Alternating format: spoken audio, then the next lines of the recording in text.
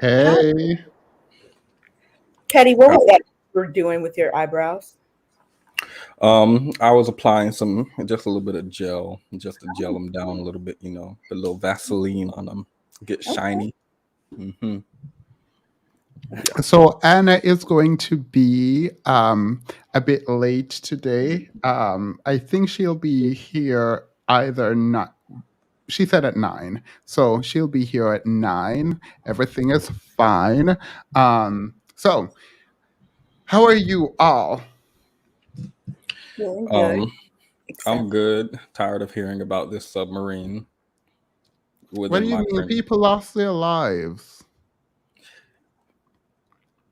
Wealthy people, like really wealthy people.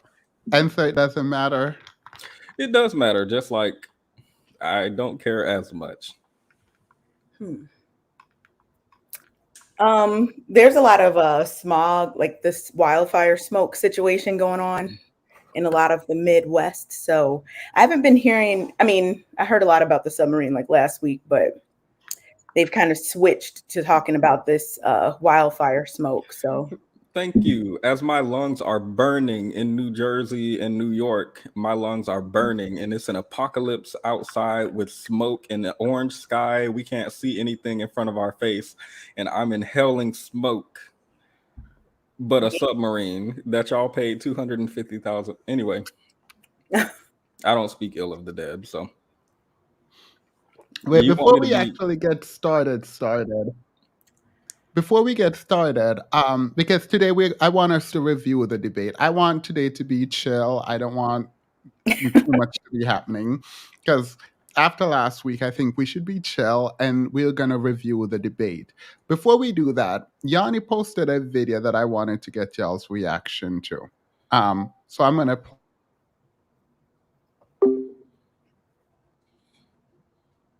play it, and then I'll get your reaction. Petty, is theme is freezing. And do the welcomes. Yeah, I thought I was just borging.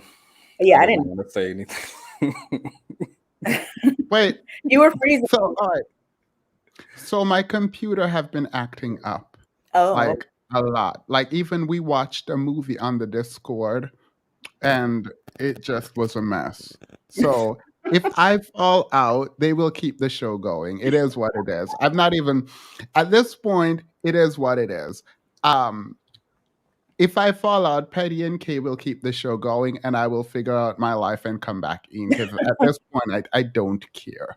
Like, I do care about the stream, but like, I've been fighting with one of the most expensive piece of machinery that I've ever bought, which is this computer. And it's messing up. So they said it was like a gamer level computer. I don't know what that means, but like, it's not giving what needs to be gave. Oh, like my computer. Yeah. I was about to pick it up and hold it. My computer is really small. I built it. I'm proud of it. So without further ado, I want y'all's reaction to this. okay. Excuse me. So this is what we doing? Really? This really what we doing, Mike? What you mean is what we Wow, doing? What you doing here? What am I doing? I live here. This is my house. What do you mean? You're not supposed to be at home right now. I saw you on my doorbell camera. Yes, I live here See, too, you so it's a big crazy. deal. Are you serious? This what we you doing. This really what we doing. So you upset? You're supposed to be at work right now, Mike. Got off early. You just started a new Now you care job. about me being at work. You didn't care the whole 6 months. You ain't have a work. Exactly. Right. I tried to help you. I filled out your resume. I'm trying to find a job, and she was keeping me company. Are you were too busy serious? for me. I did the reason you Yes. got the job now is because of me, because I did your resume. Are you serious? No, that doesn't matter. You're wilding That doesn't right matter. now. She was Shakira. here for me. You weren't. Every time I would get here and wait for you, you were too busy. You would be working all day. You wouldn't even cook. You weren't cleaning. What? I was working 12-hour shifts to take care of I you. myself for 12 hours. You didn't even check up on me. And you ain't do She was nothing. here for me. She was here for me, not you. 12 hours in a She day. was here. She was the one that was keeping me company. She was the one that was calling, texting me, and checking on me and making sure I was good to go while you was at work all day. You know good, Yes. bro. Shakira, No. are you serious No, right now? Good. You know good. I've been How long taking was I care supposed of to wait you. around for you? What? How long 6 was months? it? How long was I supposed to wait 6 for you to months. get together? And I Yes. did. Yes, no. 2 days later, you already about here? yourself. What? I only care about myself. No. 2 days on the job and you here laid up in the bed? She was here for You ain't even got a check yet. And you stay here laid up in the bed in my bed? My best friend, Shakira, are you serious? You're wild. You're disgusting, bro. For my man. No, everybody's gonna see you. You're a no good friend. To her about Are you serious about me when I've been helping you? Whole time I'm stressed out, you couldn't do anything. I'm just sitting here. What about you? I'm taking care of you like you a big kid. You're grown, you're not no kid. Shakira, really? And you knew that. You knew that. You said over here with him while I'm working food on that table on a roof over my head. You're wilding. Y'all are disgusting. You're the problem. You're the problem. Wow. I can't believe you right now. You need to pack your stuff, everything. You don't got nowhere to live. You don't even got no car. You've been driving my car. Are you serious, Shakira? You're really wow. You're disgusting. You don't know what this no good that put me through everything. And you're sitting over here with him and you knew that whole time. I mean, honestly, like I was going through a lot, he was going through a lot, and we just what? It just kind of happened. I'd It have wasn't been. on purpose. It wasn't intentional. Like it was no intent to try to hurt you. But I mean, It's therapeutic. Because that's what you, my man, though. We've been best friends for 10 years. Are you serious, Shakira? Because I'm over. Everybody's gonna know that you're no good. All right, y'all get the point. Hey, Sin, I saw this. She was funding that bum's life. Look. Welcome, Sin. Welcome, Alicia. Welcome, everyone. Welcome, welcome, welcome. Hugs. Let me just say this quickly. If I'm arguing with you, it's because I still love you. Point blank, period. If I stop arguing, I'm planning something. So, like, the fact that she's arguing, I don't know what the argument is about, but go ahead. What do y'all have to say? I listened to someone say they were angry at something, but they weren't at apathy, to follow up on what you said. And at the point where I'm at apathy and I'm not yelling and I don't care anymore, that's the scary part, not the anger part. I did like how they gave up on the blur at some point in the middle, it looked like, because that blur wasn't doing a thing. He had an explanation for everything. Like she come in, you're supposed to be at work. I got off early. Why are you with my best friend? She was the idiotic way in which he explains why he's cheating is funny to me. Also, Go ahead. No, sorry. Just as a quick note, a real woman, in my mind, would stay with her man after he cheats and finance her man in his side pieces lifestyle.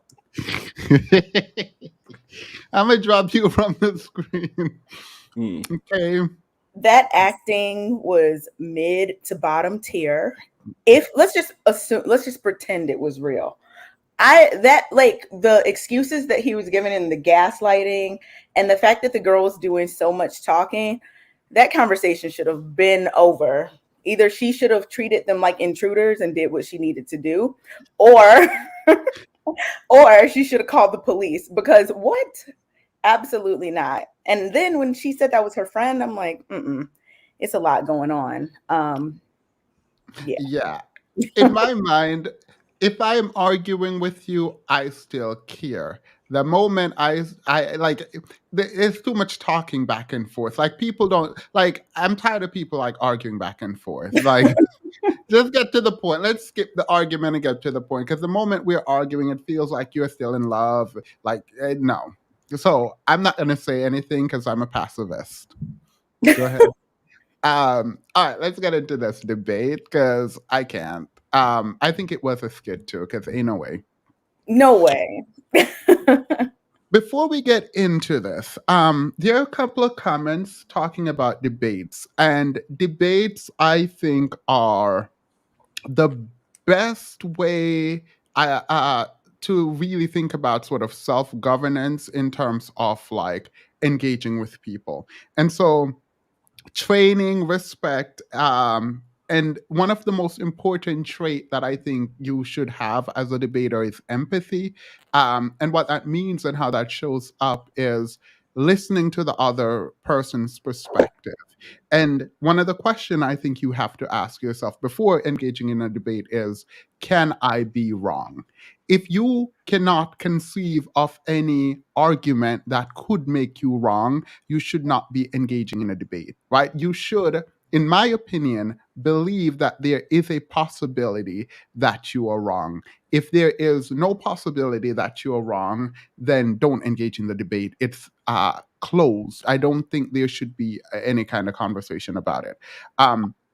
So I wanted to ask you both, because I was going to sort of do debate tutorial. I don't know how useful that is going to be here. I might do it some other time. But what were your thoughts on the debate? I know Annalise is going to join. Hopefully, Sin can join, or someone else who was on the opposing team can join. But we're speaking generally, and we're not debating right now. We're just kind of going over. We're just kind of going over the debate itself. So, any thoughts on it?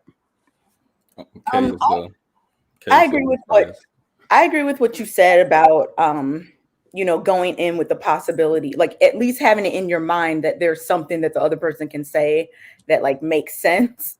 Because I think that will keep you having the conversation or the debate in good faith. In terms of last week, I mean, it kind of turned more into like a conversation that became kind of like a less structured argument at times. I don't know. I think both sides had some really good points, but it was really hard to like bring anyone from either side because the 2 points were so different. One was based solely like in logic and one was based very much in emotion. And it was like they crossed over in some places, but like the main things each side said were so different from each other that they couldn't even really be compared to me. But they were both very good. Both sides had really good arguments, I thought. I think so too. Prince Betty? I wouldn't classify it as emotion fully, but I know where you're getting. And I think when we go through, I will try to break down some of what was happening. But I understood where Sin and Annalise here, I understand why they took the angle that they took, and I'll explain why in a moment. Hopefully, I don't know, they can come up. Prince Betty. Well, I'm an unbiased third party in this conversation. So I separated my critique into distinct parts, which was how I felt about Sin and Anna's argument versus their presentation, about our side of the argument and presentation. And then I wanted to maybe do a thought exercise where we tried to do, they're not here, so maybe not, but where we try to give the best faith interpretation of both sides' argument from the opposing side, maybe a still man, so that I can know if my side is being understood and if I'm understanding the other side. I thought that would be a cool exercise.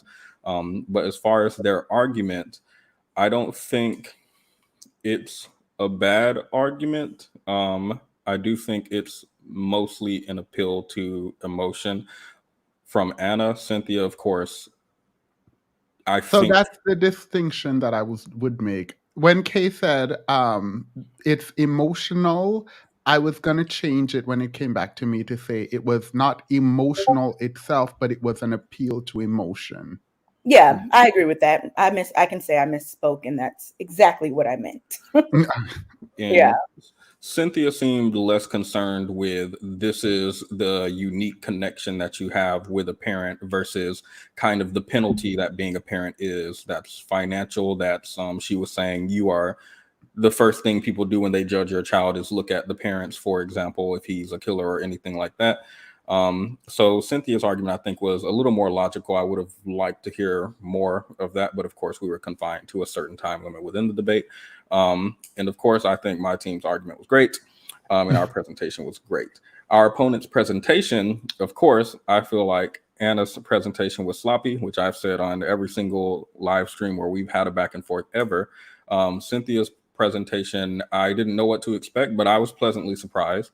I think she did a good job making and presenting her argument. So I'll leave that at that. Did I? Yeah. Mm-hmm. So I think I understand why people think I am underhanded, because I think some of the tactics employed isn't in everyday conversation. Because like when I say, if I'm going into a debate, I'm going to know the person I'm debating with, right? And this is just generally, this is not either Anna or Sin or Petty. when I say know your opponent, I mean know their style. So if you're debating, in my mind, I don't consider myself an aggressive person, though I can be, right? So if someone is aggressive in their tactic, which I wish I had, I don't have that kind of aggression linguistically, and they're coming, I don't think, unless you're like more aggressive, you cannot win if you butt heads like this, right? So like if I'm ever in a debate where someone's style is aggressive and I'm also aggressive, I'm not actually being aggressive. In fact, I'm trying to get you over here. I'm not actually trying to push you back. So instead of this, which is what you might feel, what I'm actually doing is this, right? Because I actually want you over here. And that happens with the childbirth portion of the argument, right? Whether childbirth was the hardest thing. And I think that was like an example. But do you think a quick breakdown of just debate generally is useful here, or should we just jump into the video? You're muted. I think you should do a quick breakdown, because I think sometimes when people like, I mean, although this was not like a super structured debate It was like I looked at it compared to everything else, and I was like, I see why people are annoyed, because even the intro, like all of it seemed way more structured than it should have been. But it seem structured? Like while we were in it, it seemed like, oh my goodness, what is going on? I mean, there were times when it got out of hand, but you did a good job. And I think part of the thing is like, I do actually appreciate the way that you moderated. You did two things that I thought were not good, but outside of that, I thought you were like a great moderator. So thank you. I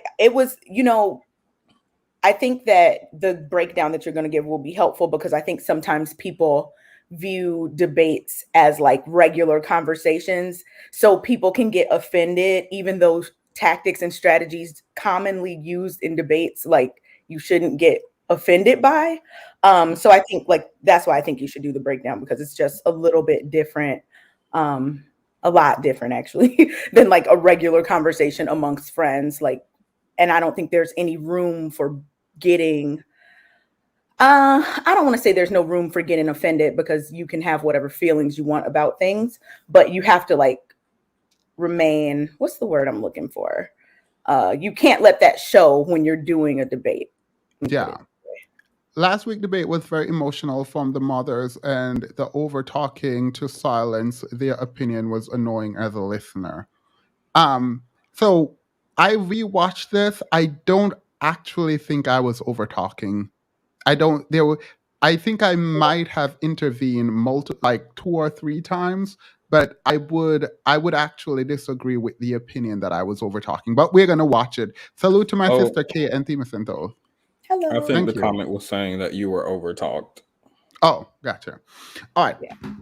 So in the most formal sense, the prompt is supposed to be a kind of motion, right? If you are for the prompt, so like parenting is the hardest job in the world, right? If you're for it, you're a proposition. If you're against, you're the opposition.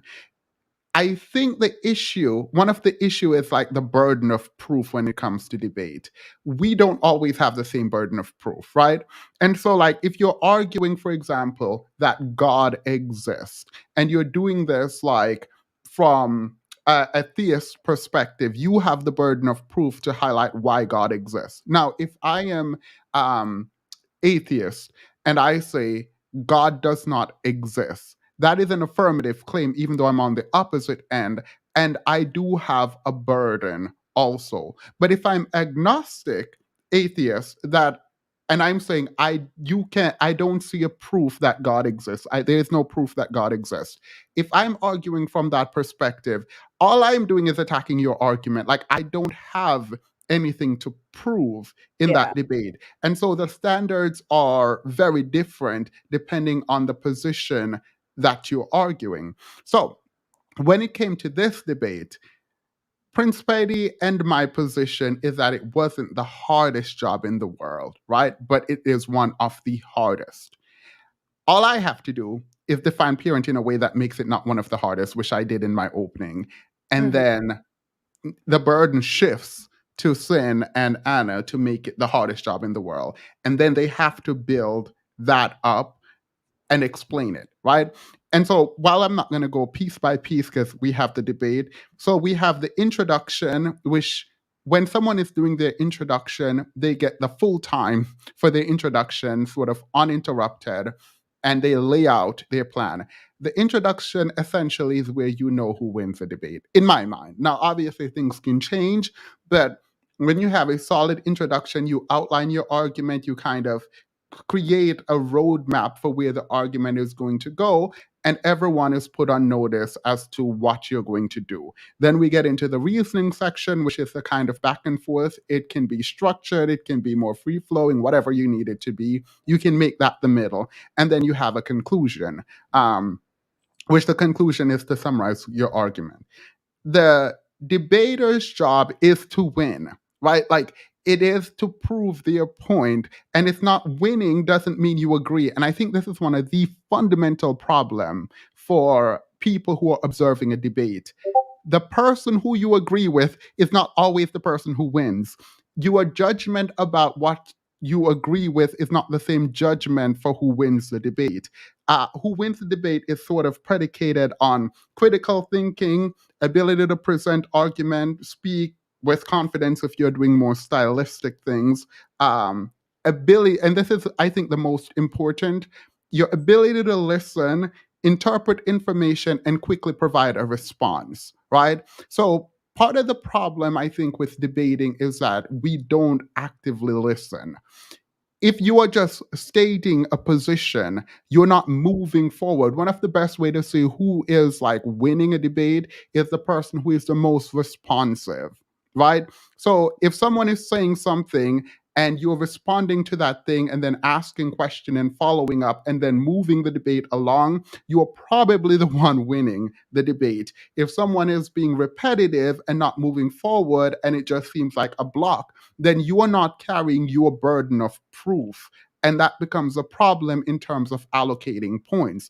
The problem is we tend to just keep allocating points to people who we agree with, as opposed to objectively looking at the presentation and what is happening.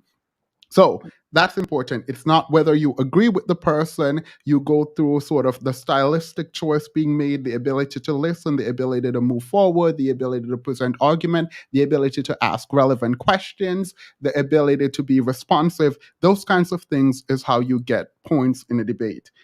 One of the fundamental things you have to do, and I began with this, is empathize. If you cannot empathize with the opposing team, you don't give them enough credit emotionally to engage with what they're doing. As a debater, I have to fully empathize with what the opposing team is saying so that I can Iron Man it in my mind and find the hardest argument they can come up with so that I can defend and then attack against those kinds of argument. And so I think it's important. Empathy, I think, would be one of the most important things. Then I'll close by saying, in preparation for a debate, analyze the problem, form a persuasive argument, respond to counter arguments, and be able to ask meaningful questions.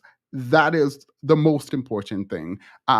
Actually prepare as if you're the opposing team and then come up with their best arguments.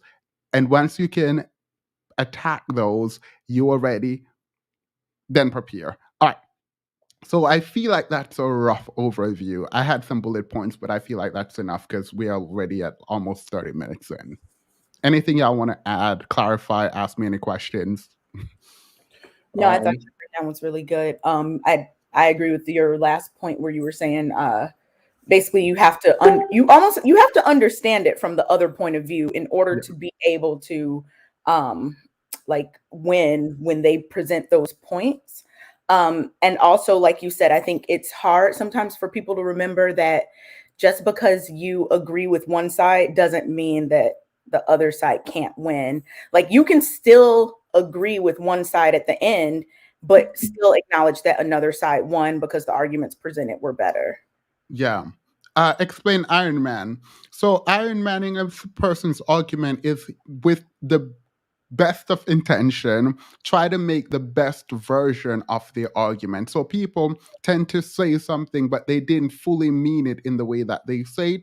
Interpret with the good faith, and give the argument the strongest interpretation that you can, and attack the best version of the argument. This is, again, opposed to straw manning, where you make a weak argument, and then attack that, as opposed to the actual argument that they made.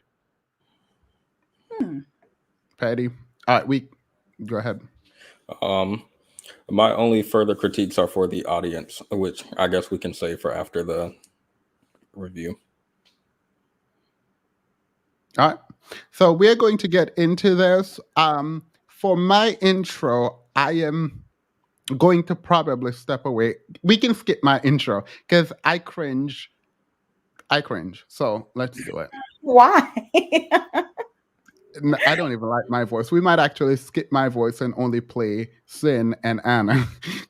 I'm like, I wish Sin and Anna were here so they could analyze me, because I'm not about to do it. Like I can't do it. Like I can't do it well. I can't. So y'all can do it.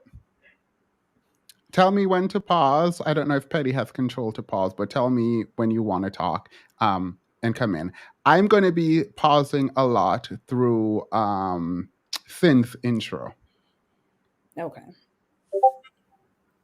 Like, even after the 20 hours, you got to get them, what, over 13,000 feet? Yeah. Parent. Children have to be parented. They have to be cared for. And this is an enormous job that requires a lot. I actually looked into it and I couldn't find anything that specifically talked about the benefits of parenting, only the issues with parenting, the enormous amount of stress that it caused, how it requires not just your physical strength, but it requires your mental, your psychological, your emotional, your financial. And to be honest, there is no position on the planet that requires you to give all of that in order to fulfill it. So I first want to say, number one, if you're a mother, you risk your life just to become a parent. Because to even birth a child into the world, you're risking your life. People can speculate that there are jobs that you have to risk your life for, but there are no positions where you get very close, as close to death as you can possibly come. Birthing a child into the world is one, and it's a thankless job. But in addition to risking your life just to become a parent if you're a mother, being a parent makes you responsible for someone else's life as well as how they affect the lives of others. Parenting is the only job that requires you to be responsible for another person's life almost for the entirety of their life. Parenting is the only job that does not end and that you cannot clock out of, whether you're sick, whether you're poor, you can be on your deathbed, you still got to parent. If you have children and they're in the home with you, you are going to parent, whether you're sick, whether you're tired, whether your leg is about to fall off, whether you're an amputee, you still have to parent. Many people will claim, like I said, that you can exempt yourself from parenting, but this is actually not true. Even with mothers, you only have a small window to choose whether you want to be a parent. Yes, you can, once you birth the child, give it up for adoption. But again, you're transferring parenting. Whether you drop it off at the fire station, you're transferring parenting. Someone still has to do it. So it wouldn't negate that parenting is still a difficult job, regardless to who's doing it. Depending on your parenting style, it is going to affect your child's outcome in life. There is no other job where you have the sole responsibility of not only that person's life, but other people who that person affects as well. But as a parent, you do. Whether a parent raised a child or failed to, their life outcome will be seen as the results of who raised them. And we know this because you can look at any serial killer documentary, and one of the first things they're going to go with to that person's childhood, i.e. who raised them. So you're still going to be responsible, even when the person is an adult, even when you raise them, and you should be able to leave and go on about your day. Absolutely not. You still have to parent, and you're still responsible for the person that you parented. There is no other job that requires this, not that I heard of. But we know that when profilers dissect the psyche of criminals. All right. So I was taking notes and then I stopped here for her intro. The reason is she was making a very specific argument that appeals to emotion, because there's a ton of pushback that I could have done here, and it's not because she's wrong or right. It's because I realize her intro isn't made to be a part of the debate in the same way that my intro was made to be a part of the debate.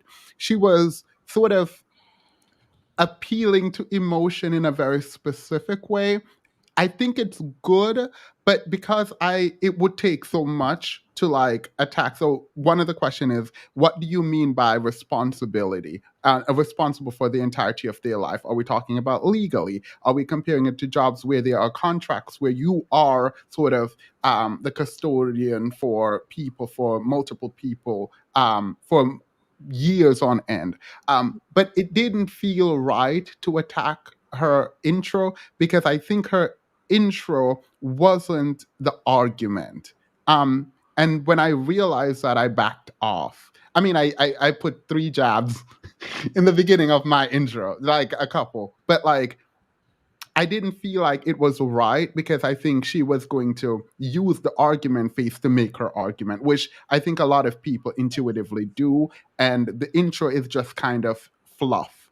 And when I realized her intro was supposed to kind of be like in your face fluff, this is my stance, not really my argument, I was like, okay, I don't really have to attack that.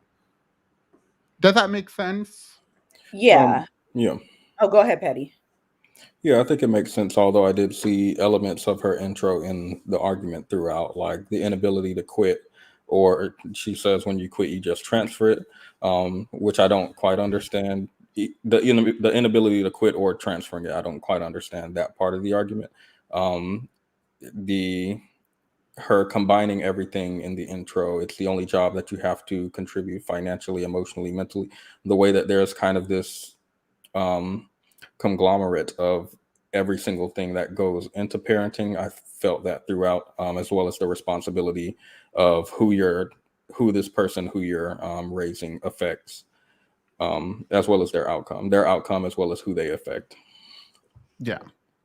Yeah, it was kind of like bullet points. A lot of them were revisited, like Petty said, throughout the discussion. But it did not like directly address the question that was being asked. It addressed it if you already felt that Agreed. way. Yeah, if you already felt that way, it addressed it, but it didn't address it for people who didn't feel that way. So I think that's where the intros were different, because I thought Sin's intro was good, but only, like I said, if you already felt that way, it was like, yeah, but if you that's what it means. Like, she wasn't emotional, but she was appealing to emotions of the audience, which I think for a public debate, I think that's actually a good strategy, right? Yeah. Like, because you want the people who already agree with you to continue to agree with you, and you are not necessarily trying to convince me, but you are trying to hold steadfast to your position and continue to keep the people with you. I don't know if that is necessarily a great debate strategy, but it is good to sort of maintaining the audience that you already have. It's good to sort of maintain the people and their belief in the argument, because you are reaffirming things that they already believe. But you can't quit parenting, and you can, like, you could just like start picking apart, but I feel like that would kind of be useless. Yeah, I was surprised to see in the comments. I was saving the critique for the audience, but in the comments, I saw stuff like Sin killed it, Anna's killed it. And I don't think they did bad, but in my mind, you can't come at that unbiased. Well, I don't know that you can be unbiased about this conversation, but you can't come into this type of conversation with an open mind and, in my mind, feel like either side killed it. Well, I can. I feel like one side specifically killed it, but I don't think from the audience perspective, it doesn't feel good faith if you're like, this killed it. Because what you said is what I heard, where it's like, it doesn't feel like I'm being spoken to. This feels like someone in the audience who already agrees with you is being fluffed up. So, which, I mean, it's not a bad strategy. Let's continue. One of the most important things they want to know is who raised this person. What was your childhood like? I can't think of any profession where they're saying, well, what was your profession? What job did your mother have? What job did your father have? No, they want to know who raised you, because who raised you is the foundation of your life. And unfortunately, that child, that person has to then go out and interact with other people. So the parent is not off the hook. We hear that all the time, all over the internet. Pookie and Ray Ray were raised by single mothers. So therefore, parenting is brought into the discussion. And you will never see a scenario where parenting won't be brought into the discussion, because it is extremely important. And it's also the hardest thing to do as well. To have someone's life rest in your hands, for you to be responsible for their mental, emotional, and psychological well-being is an enormous, enormous responsibility. There is no profession that requires an employee to be responsible for the emotional, psychological, and physical well-being of a person or persons throughout the entirety of their life. But parents do require this, and it requires it all day, every day. It's also the only job that causes you to lose money rather than gain it. Boom. Okay. I actually like that ending because it added a sort of pizzazz. That's it. It still didn't address being the hardest. And here's why. I don't think people appreciate how difficult a position Anna and Sin had. Like, I Yeah. don't think it was really appreciated, just like actually how much work they would have to do to engage in this debate. So it felt like every second should be speaking directly to the prompt, right? It is hardest because X, Y, and Z.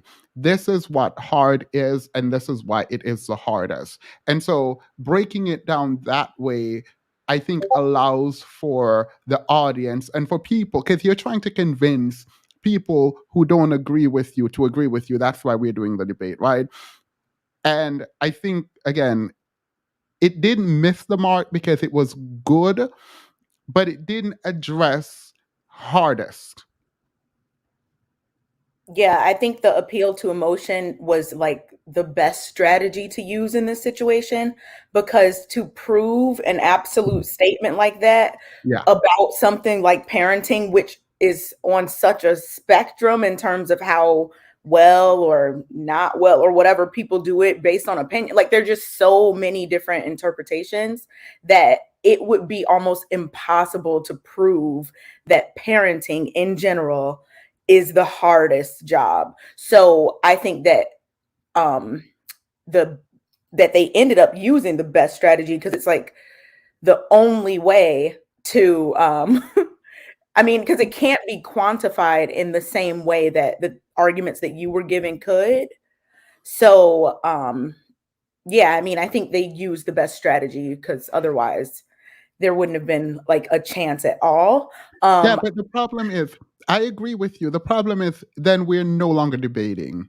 I actually agree with you fully. I think Finn and Annalicia probably took the best strategy in the moment, because it's very difficult, because the only way you can win this debate is by proving that it is the hardest job. You can't just say all of the things come together and make it the hardest, because every job is going to require some elements of what you're talking about, and all of them to some degree will be used in almost every job, right?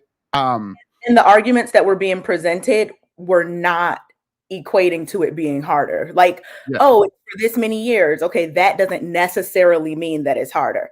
Oh, it's because you know, whatever. Those things didn't necessarily mean harder. So I think that's where, like you said, the debating aspect kind of had to be put to the side, and like the appeal to the emotion had to step in to make it more powerful. Because it would be too hard to prove that those things are harder all the time for every single job, as it relates to every single parent. Like, it's just too much. So yeah. Which is a second level issue. You are going to say parenting is the hardest. I'm going to say no, because some parents don't care about their children. Exactly. So that fails. So now it can't just be parenting. It has to be a type of parenting, which Yeah. I think was a strategic decision on Sin's part to not name a kind of parent, because when you describe the kind of parent that is harder, now you're going to have to qualify what makes it harder. But it can't be all parent. There's some parent that is easy to do. Here's why. They're not good. Yeah. Yeah. Because remember, I think I asked that specifically. Like, do you think that the worst parent has a harder job than somebody with a really difficult job? Something like that. And she's like, I can't define, or what do you mean by the worst parent? And we didn't really define that. So, and I thought that was a good, I probably would have said the same thing she said, like, oh, we can't really define that. Because if you do, then it automatically makes your argument that you're giving, it automatically like ruins it. Yeah. Because now there is someone who doesn't have as hard of a job, even if it's not the norm or whatever. Yeah. This was actually a giveaway. So when I only put, we have to hear my intro. I only put this in my intro as a potential giveaway to Sin and Anna, for them to take it and say, well, it's not even a job. At the end, it is more than a job. And to even equate it to a job is disrespectful. In my mind, I included that in my intro because I knew what my escape card was going to be. So in my mind, I was giving, I promise you, I only included that in my intro as a giveaway so that you have a trump card, because I also had a trump card with the childbirth, right? So like Mhm. in my mind, I was like giving it away. And then Finn was like, it is a job. And I was like, I like I feel Yeah. like if people didn't realize how willing I was. Like, I mean, I pushed back, but I really didn't. I didn't care. I pushed back, but I was like, all right, period. So that trump card is gone. Yeah, because that could have really been used. Like while you were doing that, I was like, I wonder if they're gonna say, because that would have been a perfect angle to make it less of an appeal to emotion, but more of a like these things aren't even comparable. It's Yes. not a job. So like when you did that, I was like, I wonder if they're gonna come in and do that, but then they didn't, and I was like, man, because that could have been a really good argument. Because And that appeal to emotion, you can really take it there. And you yeah, could have ended the debate by saying the fact that we're calling it a job is absolutely disrespectful. It is the hardest job because it is not even a job.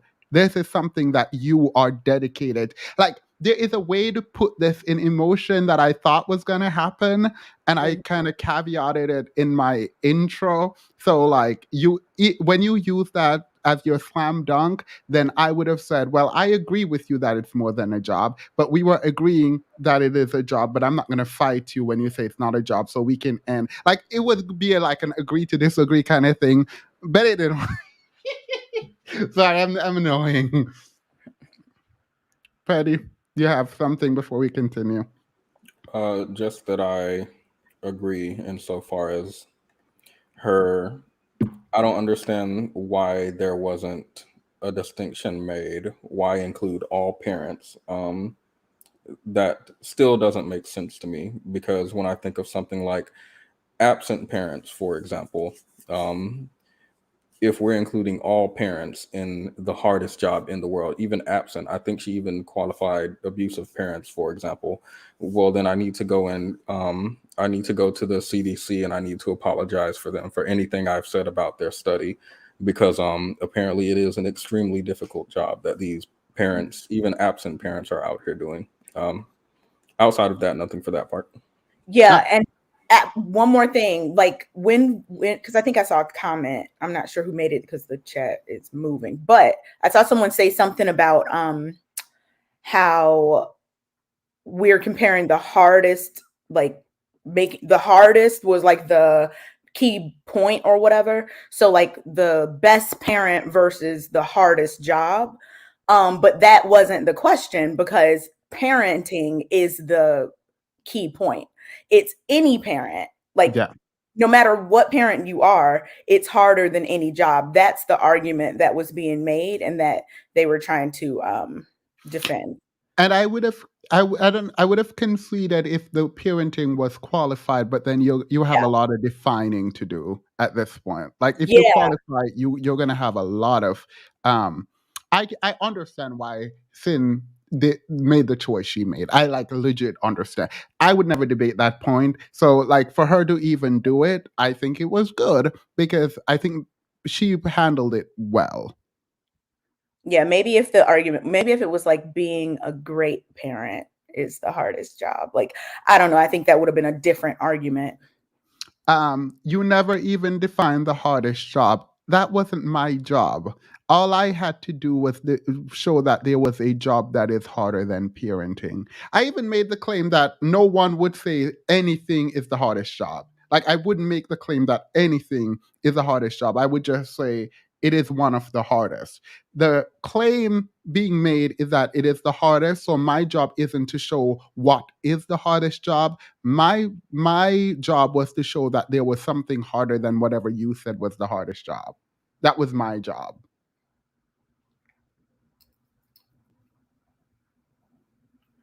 Okay. I see somebody in the chat saying they were on the other side and they're already convinced because of your opening statement, maybe. Annalisa, do you have anything to add to that? Ooh, I feel good. You guys are doing this again.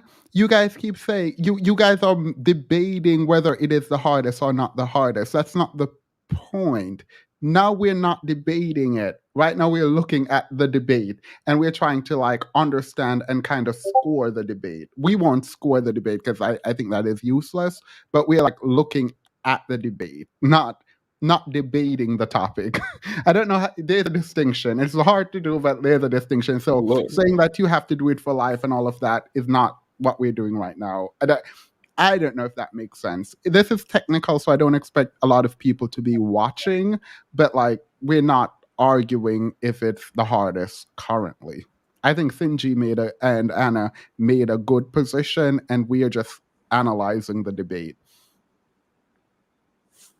I don't have a lot to add. I will say that although I guess my angle may be a bit different, everything Cynthia said, of course, is 100,000. Okay, this was one of the things you did wrong. Only one person needed to do the intro. And I felt bad because Patty wasn't prepared to do an intro, and I'm pretty sure Anna wasn't prepared to do an intro because only one person needed to do the intro, and then one person needed to do the closing. And here I am, like, do you have anything to add?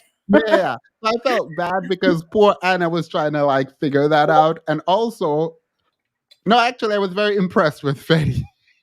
I remember being very impressed with Patty, because Patty does something that Anna did too, where they're like, "Oh, they ate and left no crumbs, so I just want to add a little bit." So, yeah, I felt like they were in a tough spot. I was like, "Ew." % true. My approach, or when I think about parenting, and I know people associate things that are hard with things that are bad. I also think that being a parent, in addition to being the hardest job, it's the only job that that actually can cultivate and build character in people. I think that it is the only job that's going to. When she said this, I promise you, I was smiling because I thought like most jobs can build character in people and cultivate whatever. So like it was so hard to not just do away with my intro and just start going through theirs. But I did. I kind of restrained myself for like I did it for like 2 minutes. So challenge you to truly learn who you are and understand who you are, know what your capacity as a human being is, know what your deficits as a human being is. And that's the only job that's going to teach you absolutely everything about who you are as a human being to your core. There's no other job that has the capacity to do that. So my thing is, though it is the hardest job in the world, the payoff, in my estimation, is the greatest because it builds character, it builds resilience, and all of it builds who you actually are. And it's a Anna and Sin, I want y'all here because like this does not actually answer the prompt at all. I think we got off track a lot in terms of like just at many points during the debate. It veered away from the question that was being asked. And I think that was noticeable.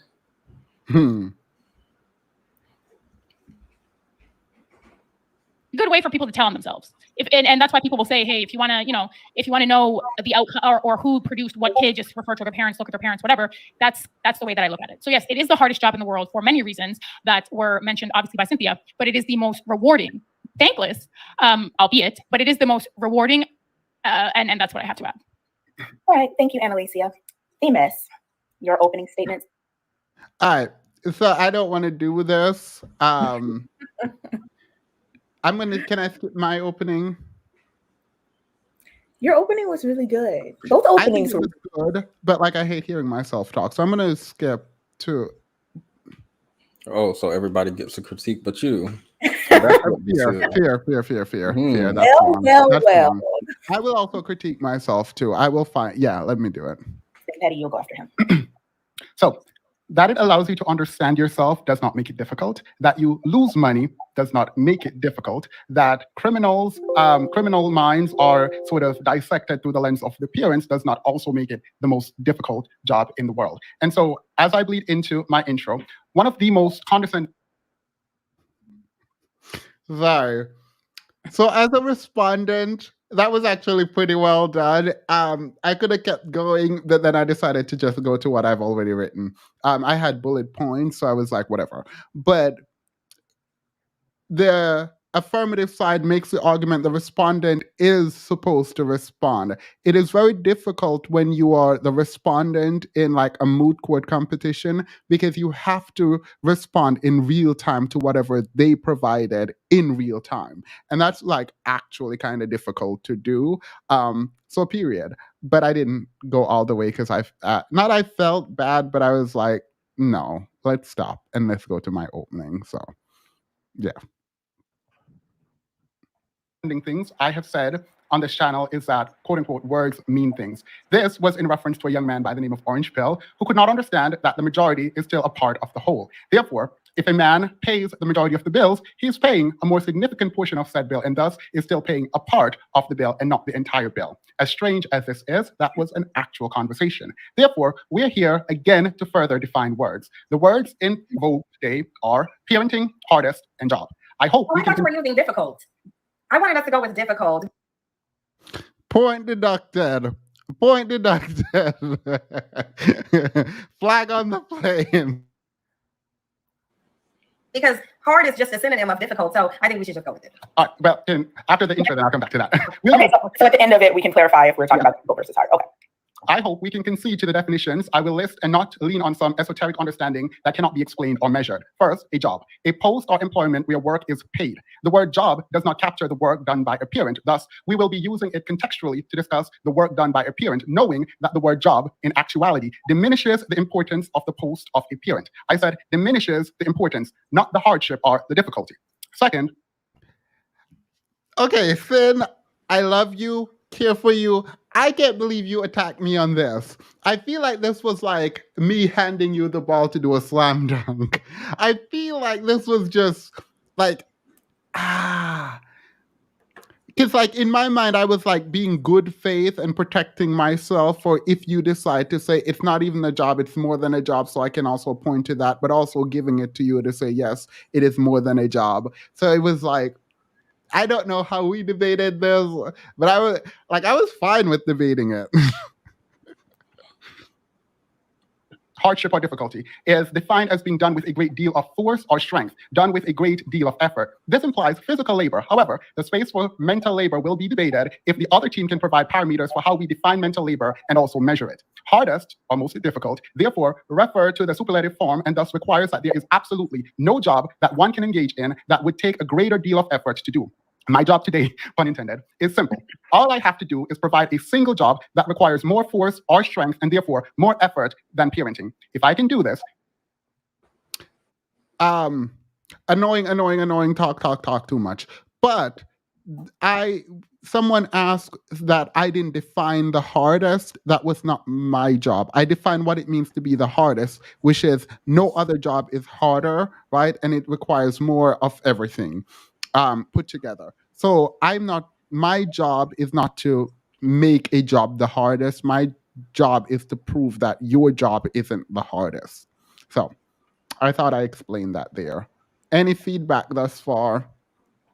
Listening to this side makes me realize I'm not sure if they ever did define things concretely during the debate.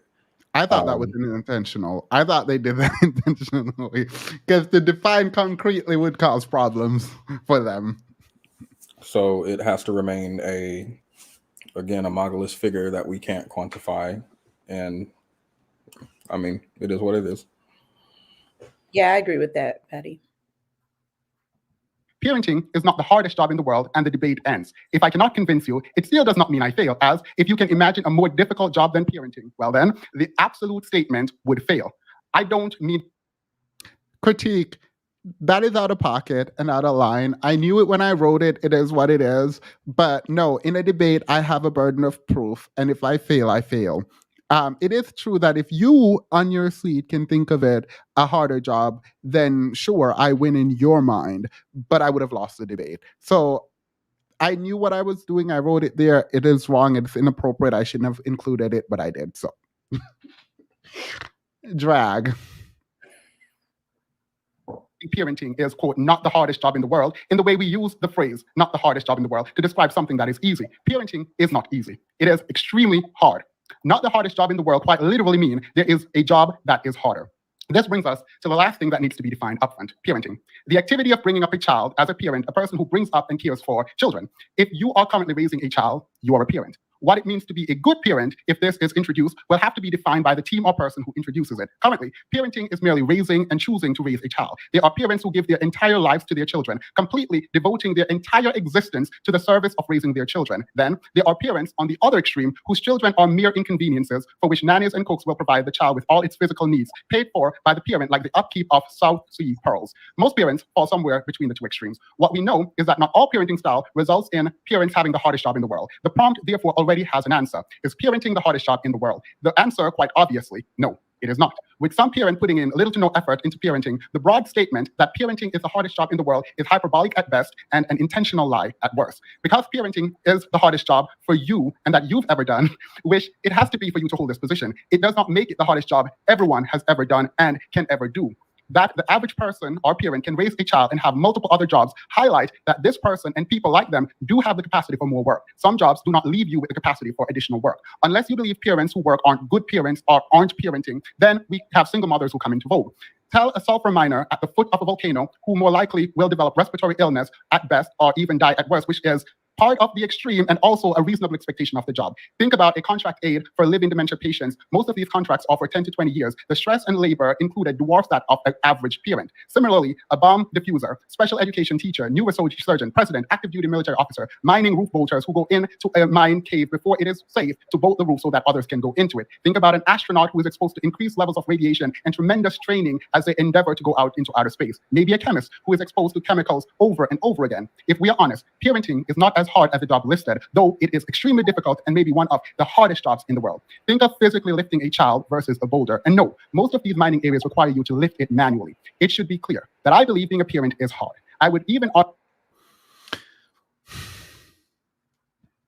You know, one of the things that I saw during the debate, people saying in the comments a lot was that you never named any jobs.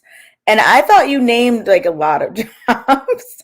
So that's the thing, because like people kept saying that, and I got so annoyed at one point that I responded to the comments. I was like, "You must have not listened to my intro at all. Like you must have just, like completely ignored the intro," which is fine because listening back to it, I treated this debate like it was like real.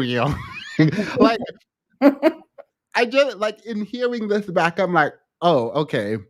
People probably, if you came in on Sin's side, and Sin did really well, I understand why you hate me. And the reason is the intro, I think Sin was more relaxed in her intro, and because it's like YouTube and nobody's gonna do all that. And so like mine, we were just very different. This was like an actual like formal debate intro, and I think Sin came in really good intro, but it wasn't like formal in the same way. And I think she was like having fun and saying boom and like whatever, and like juxtaposing them. Actually, it's not that I prefer Sin's intro now. It's just like mine was very formal. Like I came out the gate thinking like I'm in like a moot court competition at the highest levels and I'm going in. And it didn't have that fun spirit of the debate. And I think Sin's intro actually captured better the spirit of the debate. I will give her that. But I do actually like my intro. I usually cringe, but I do actually like my intro. I was like, oh, you prepared. Got it, period. Sorry, go ahead. Yeah, definitely one. And that's like, even when we first started talking about this, and I said one was like very logical and one was more emotional or appeals to emotion more. That is representative of what you just said as well, because yours was just like your points were clear. You were ready. You had it all lined up. You had the jobs, like you had examples, things that you were going to talk about.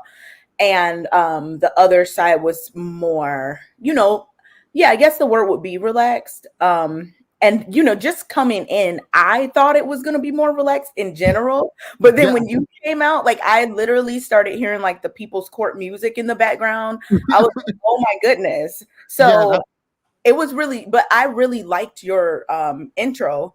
I liked both. They were just so different from each other and they appealed to totally different things.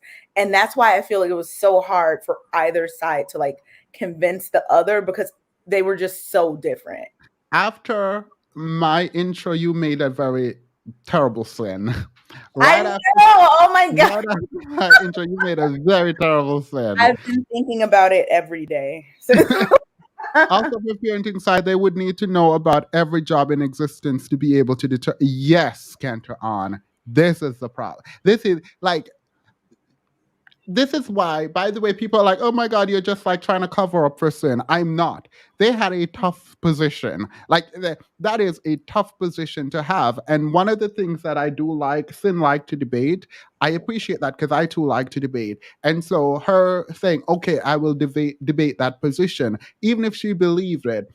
You can believe something without wanting to debate it. So the fact that she came up here and actually did a very good job debating her position to the point where people are like, she won. That means she did well. Like, it is what it is. Especially for something that was so hard to debate. Like, for so many people to still say that they won, I think that they did do a really good job with the appeal to emotion, with the points that they were making, because it made people, I don't know how many people that didn't agree before started to agree, but a lot of people who maybe already agreed even more. Yeah, no, people is in the comment. I saw you saw the comments, people dragging me. I'm gonna have to address this on Friday because they came out swinging. Also, for the parenting side, they would need to know. Oh, I just read that. Thank you, Kenta. On, yeah, that's what made it so difficult. Can you critique here? Children with a single parent with multiple jobs usually have terrible outcomes because parenting is the hardest of all their jobs. This actually could be true. The architect, I probably would never disagree with this, but it also doesn't make it the hardest job in the world. So that it's a really tough thing to prove. And after that debate, I still don't know. So when we first talked about this, like 2 weeks ago, the thing that like made us do the debate last week, my immediate answer was like, yeah, parenting is the hardest job. But like even now, I still don't. I mean, I think it's easier to prove that parenting is not the hardest job, just, with facts and stuff like that. But just in terms of how I look at it and how I feel, I think parenting is the hardest job. So like, I still am on the fence about it. And listening to the debate, I was on the fence even more. It's just too hard to prove that it is, but it still seems like it is, which doesn't make sense in terms of a debate. But yeah, so that's why I thought both sides were really good. So no, Nana, I know you all. I know you love me. I wasn't talking about you. There was a really bad comment that just was dragging. You'll see the comment. There was a lot, but this one specific person was just really going in. I'm going to read her comments on Friday, and we're going to review it because period. Is one of the hardest jobs in the world if we are attempting to do it right. I believe this is a win linguistically. I cannot concede without further evidence that it is not just one of, but the hardest job ever. Such a statement seems to lack any sense of nuance or room for the speaker to be wrong. Such an absolute statement opens us up for attacks that we have to always defend. I would never make the claim about any job that it is the hardest in the world. Rather, that it is among the hardest, not that it is the hardest. Why does it need to be the hardest? Who do we need to convince that parenting is the hardest job? Is it not enough that it is hard? It is among the hardest and probably the hardest thing any of us will ever do. This question is not one you need to answer. However, I will ask it as we head into the debate. Why must being a parent be the hardest job in the world? Please know, to define the correct way to parent in a way that makes it the hardest job in the world would mean more than 98% of parents, maybe even 100%, would not be able to do it. Additionally, that there is no training or required curriculum for deciding to do it does not do what my opponents might think. It does not prove difficulty, maybe ignorance, but not that it is the hardest. I do not currently have children. Does it take a village? Or does that only apply when we need help? That is so petty. That is so petty. I don't know why I included that, but that was petty. That was for the people who are like, if you don't have children, you can't talk about it. That was not right. That was not right. I think you can't have this debate if you have children. I actually think parents turn their brains off for a debate like this based on what I saw and see in the comments. Only child free can have this debate, in my opinion.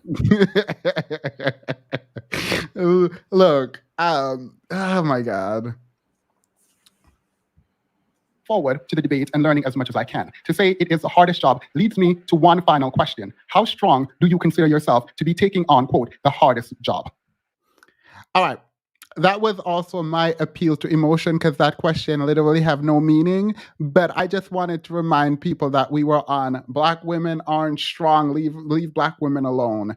They're not strong. Leave them alone. I wanted to hint at that ethos, but I don't think anyone cared or anyone picked it up because I think it happened too quickly. I said it too quickly or something, but it didn't feel like anyone caught what I was putting down. Like, oh, I'm doing the hardest job in the world. It says something about your ability to do the hardest job in the world. But I was like, all right, no one picked it up. So there's too many layers and no one cares.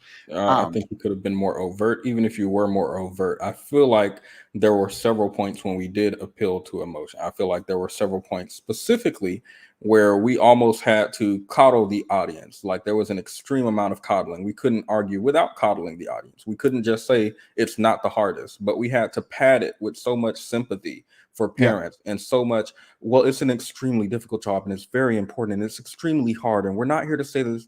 Like it feels like I can't even say it because the parents in the chat and even some non-parents are going to be so upset and still are upset, even though like the first half of the debate was me and you saying, we're not saying it's not a hard job. It is a very hard job. We just don't think you can quantify it as the hardest. People were still in the comments like, why did you say it's the easiest job? Why are you trying to diminish what parents are doing? We're comparing it to firefighters and astronauts and military men dying. So I don't understand what part of it made it feel like, again, I'm pointing out that we had to appeal to emotion so badly and people still felt like the takeaway was like, why are you making this seem like the easiest thing in the world? And why are you being so disrespectful to parents? So no, like they're not ready. I actually kind of want to read the comment that I got, but I'll do it Friday. I won't read it now because I was actually like, I was so surprised that people were attacking me for saying that parenting is the easiest job in the world. I was like, who said that? Like, who said You that? can't have this conversation unless you have kids. Why don't they have parents on the stage? Where are the parents in this conversation? Like I tried so hard to give grace. Like I actually felt like I wasn't at some point wasn't even fully debating. Like I didn't feel like I was in full debate mode because it felt like people were so upset. I'd like to submit the hardest job is staying awake in an office while your boss is there. I said it. Boom. Period. Thank you, Curry Up and Eat. Let's go. All right, so Petty's gonna come in here, and he wasn't supposed to, but he did what needed to be done. Oh my, that was amazing. Petty, do you have anything to add? Hold on. Okay, that was so wrong. You will always get called out for that moment right there. Yeah, we're gonna get Petty's opening statement if he has anything to add, and then we'll start the discussion part. Well, Go ahead. I'm sure we're all eager to start, and my partner left no crumbs on the table for me to eat. And I fully agree with my partner, so I'll be short and concise. Parenting is an extremely broad term. As my partner said, what parenting means is to raise a child. And therefore, it is a spectrum. There are parents who are extremely involved, and then there are parents who are much less involved, which we obviously know of in our community especially. I want to reiterate what my partner said. Parenting is hard, and I agree. It can be one of the hardest jobs someone can do. However, the fact that this broad spectrum exists in which a parent can be good or bad only serves to prove our argument that parenting is not in absolute the hardest job everyone has ever done and will ever do. Okay, good. Cynthia, I know. Kay, were you unimpressed? I feel like Kay was unimpressed with. You know what? When I responded to both of y'all, I was in my head, oh no, I did that wrong because I was like, I think I said yours was amazing or something. I was just at the bathroom. But I think I said that it was amazing because I was just so shocked by how well thought out yours was. It wasn't like relaxed at all. I felt like we were in court or something was going on. So I was just like very impressed. And then I didn't know what to say because I already felt like it seemed like I was on your side, which I wasn't. Like I still don't know whose side I'm on in regards to this. But then when Petty said, I was just like, oh, good. I don't know. I was nervous. It felt like you were like, okay, Penny, that was not giving, but okay, period. I'll just say the quiet part out loud. It's fine. I can handle it. You were so unimpressed. I was like, all right, period. Which is funny because I did like what Penny did because he wasn't supposed to talk, so he just kind of added just a little bit of like decoration to an already sort of decorated place. So I don't know. There needs to be more research done on parenting. Problem is that there isn't enough research to support parenting being the hardest job, but it is. Yes, we know the research for parenting started in 2022, so we just don't have enough time parenting. Historically, we don't have enough enough evidence yet to support the parenting is hardest. I agree. Valencia was like, after kissing us, I've gotten a lot of like messages about my interest, so I appreciate it. I care about it. I love that people loved it. Someone was like, "Oh, you need to make it a separate video," and I thought about it, but then it was too self-indulgent, so I couldn't get myself to do it. All right. So this is where I was confused because this is where Sin gave up. This might be the worst part of the debate for Sin. Everything else was fine, but because I think a lot of people are like, "Oh, team is conceded," and it's like, yeah, you just took away one of your strongest argument. Of course, I conceded. Like, what do you mean? Yeah, for anyone in the comments with the critique, why are we comparing parenting to job? Now your beef is with Sin because I feel like we attempted to remove that. So I felt like this was like one of the gotcha moment that Sin gave up. I don't know why, but she did. Outside of this, everything else was great. Like this moment right here. And I feel like I conceded way too early. I should have fought some more. But like I kept conceding the point, but I should have fought it to pretend like I cared.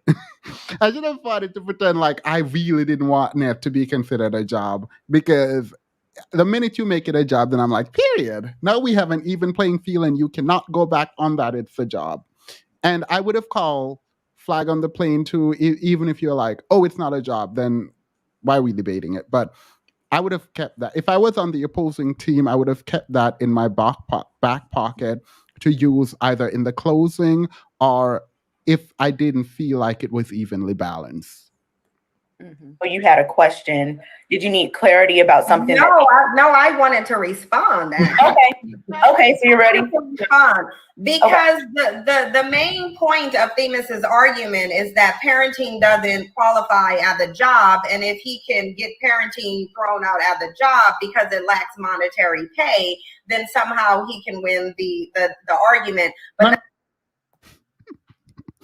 she tried it. Cynthia G tried it. She wanted to strawman my entire argument by saying the main point of my argument is that I wanted to say it's not a job. That is not the main point. That is not even a point in my argument. That's not even in the galaxy of my arguments. In fact, that weakens my argument. Yeah. That's not the case because payment doesn't necessarily have to mean money. No. One can be paid in many different ways. Wait. Okay, that's not my argument. Themis, can you clarify because I didn't get that from what you said? Yeah, I did. And that was the third sin. That was the last sin. That was the last sin. It really seems like I was on your side, but I wasn't. No, it seemed like you were just trying to be objective, but objectivity is not what's needed in a debate. It's neutrality. You have to be completely neutral. And so, and I added what I got from it.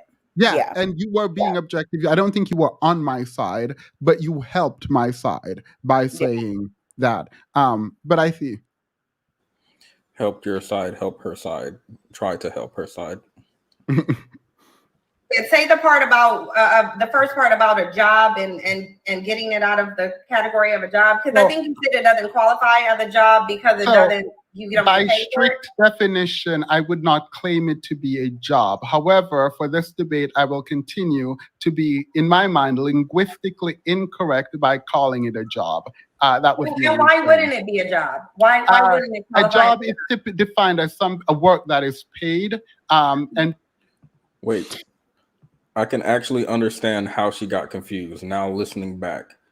If I'm being good faith, I think Sin's interpretation was that you were trying to diminish what parenting was, but you would beef up parenting to be a job in this debate, as opposed to you think a job diminishes what being a parent is. Yeah, but I said the direct opposite. Well, we must have not heard you, because No, in the intro, I said I'm diminishing the importance. My intro says, let me move this. My intro literally says that I am going to be linguistically incorrect. Let me read it verbatim. I'm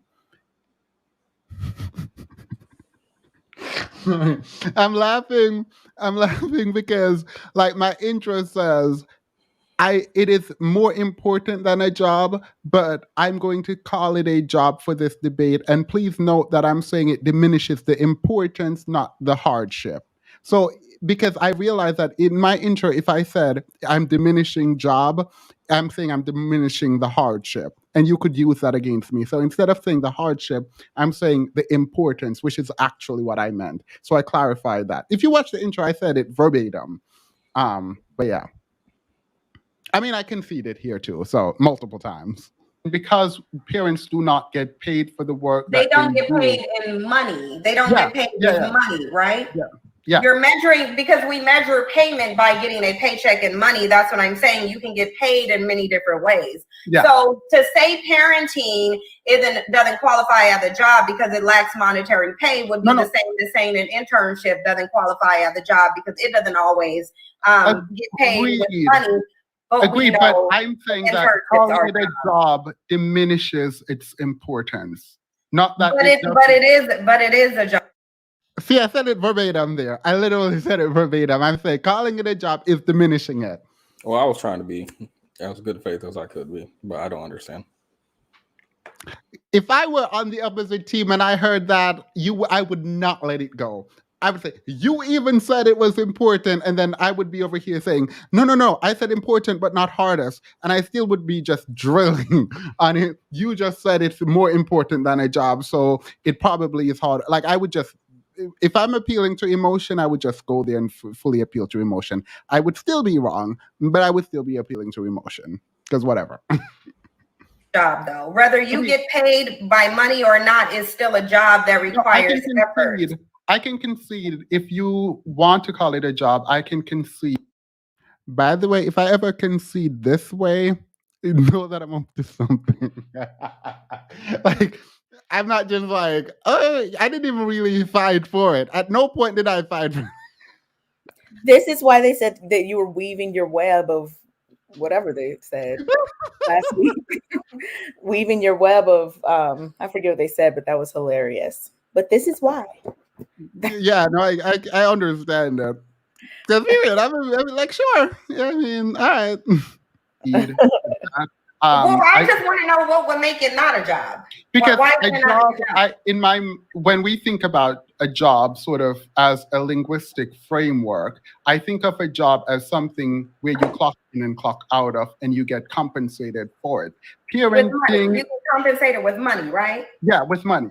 And right, but do you agree that the compensation can come in a number of different ways that does not involve money?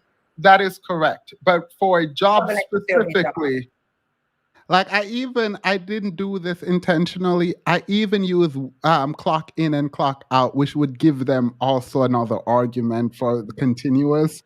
But like, this was not my best. Like, it wasn't a bad moment for me, but it was just like I didn't care, and I won in my mind, and like, okay, period, take it. Because if it's a job, we can actually fight for it. But whatever. Can we read this? I personally, or nobody be $10. I personally thought you were trying to KO off rip by saying that parenting is not a job, period. LMAO. Let alone the hardest, but sprinkled with niceties about it being more than a job. LMBO. No. Oh, I see what you're saying. That makes sense. So, but probably that's what Sin was trying to say. The thing is, I don't think this helps me or hurts me. Like it can only hurt me. Actually, sorry. Like if I agree, if you agree it's a job, then period. If you agree it's more than a job, but I see where you're saying. Like it wouldn't win. This would not win my argument. But I get what you're saying. I can understand why Sin went after it then. Yeah, no, I mean, I don't think this is a matter of like the debate. I don't mind it being considered a job. I think calling what parents do a job diminishes the role and the importance of the post. But if you want to call it a job, I'm completely fine with that. I just, from my perspective, I think parenting is much more than a job. And I'm reducing it to a job in the context of this debate so that we can move forward. But I think half the people might think it is not a job, and another half might think it is a job. And I think the word job is useless, but for me, it diminishes the importance. But I don't really mind. So just for clarity in terms of the discussion, we are going to be calling it a job. Great job, by the way, Kay.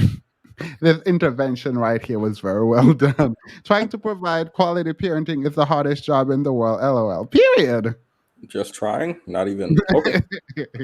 Just try. Period. You got to get up and try. It's not a job. It is a lifestyle and a life choice. Period. Yeah. But you all may have differing opinions on the technical definition of job. But for this discussion, we are calling it a job, and there's no debate about that. Okay, so parenting is a job. I mean, London said, and by theme is saying if it is more than just a job, the opposing team should have destroyed. Right. If I'm debating you and you say this and I'm on the opposite. So in truth, this is something I would do. If I were Sin, I would have said, why are you saying it's not a job? It is a job. And then when I responded that it's more than a job, then I would take that and hammer you. I just take that and hammer you, because I wouldn't be fighting that it is not a job or a job. I would just try to get what you were saying and then use it against you. So I'm glad Sin didn't do this to me, but there's somewhere in my mind that I thought she would. Or like save it to the end where she's like, you said it was more than a job, so period. Anywho. Mm-hmm. To be fair, I will give this to Sin that like job can be defined as work done, right? That is so underhanded and terrible. I'm gonna give this to Sin. I wasn't giving anything. I just won in my mind. I didn't win. I win on that point. Yeah, our duty. And so the job does have a theoretical framework, does have a limited time. And so for that, I would take parenting out of being a job. But for the purpose of this, I can concede to it being a job. So let me ask you a question. Why does saying that parenting is a job negate the importance of what it is when multiple things can be true? It can be a job, but it also can be a very monumental, very important job, and everything else is considered as well. To be fair, if I say it's a job, I can accept that it's a job, and that would put it less importance in my mind. What? So you say it's a job because it relates to your task. I feel like I'm in the Twilight Zone. I actually kind of feel like I'm in the Twilight Zone, because like it was like, are we like arguing about this and then we're gonna move on where they don't have that in their back pocket? Like, I literally, in my mind, this was one of like the most emotional and strongest arguments. So the fact that they fought to give it up, for me, this was one of the worst segment for them. But outside of this, they did great. But this right here is like, I feel like you gave up one of your strongest emotional argument, and I don't know why. I still don't know why. Like, I actually don't know why. Because, like, if I'm thinking about it, I'm coming in knowing that this is even more than a job. So, period. April May says jobs do background checks. You can be denied jobs. Anybody can be a parent. Well, CPS exists, at least for my neighbors. So Not for my Totally agree. neighbor. Thank you, April. All right, but let's move on. Taxes like a job too. You get tax credits for being a parent. Yeah, sorry. but it does not work the same way as a job when you're filing your taxes, though. Yeah, but it still relates to your taxes. You still got to turn in certain forms. if I you mean, have so it's a private donation, but a donation is not a job. Yeah, but these are different categories, though. So And so is claiming a child and your W form. So I just want to make sure we understand. childcare workers doing some form of Okay, parenting, so or hold on. childcare workers who are doing some form of parenting, and that's a job as well. No, okay, look, I will concede to it just being a so that job. we're not going to get lost on the job discussion, just the definition of job that we're talking about is a task or a piece of work. It says especially paid, but it doesn't necessarily have to be paid. So we're going to go with that definition, and we don't need to like argue if it's a job or not. We understand that it is a job the debate is about, is it the hardest job? So let's stick to those points about whether or not it's the hardest job, because because you can't have the argument about it being a job if you're saying that it's not a job because it doesn't qualify because it lacks monetary pay. That's why I brought that up, because from what I heard, you agree, you can see. I thought that was you just now, but that was you on here. I think Sin realized Themis was being contentious, and she just backed off. Wait, I don't understand this. I would have gotten desperate and gone creationist on you. If parent didn't exist, there would be no other job. Parenting is a job on which civilization is predicated. Period. Stated that you will refer to it as a job. So that part we don't have to. All right, I concede. Okay, it good. Is a job.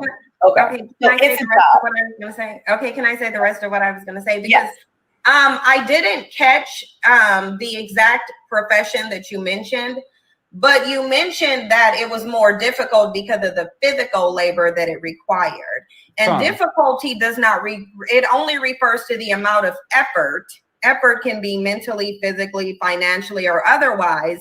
But as I recall, the job you mentioned, you said you based it on the physical strength, which is just one aspect of effort. He said a bomb diffuser, Sin. Okay, so because most people are bomb. Before we get into, so I decided to ignore this. But what Annalicia said under her breath here, like most people are bomb diffuser, is actually very useful for my argument. I decided to let it go because I think she was frustrated. But like, if I really wanted to, and I thought about it, and then I was like, you know what? I don't need another like slam dunk. But the fact that most people aren't, and a lot of people don't want to do it, actually says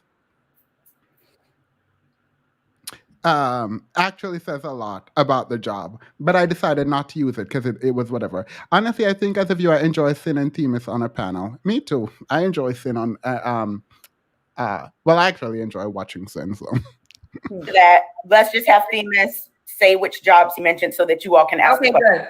Go ahead. All right, Themis, can you restate the jobs that you mentioned earlier? Yes. So I listed a bomb diffuser, active military neurosurgeon, miner, bolter for the roof of a mining hole, and a sulfur miner.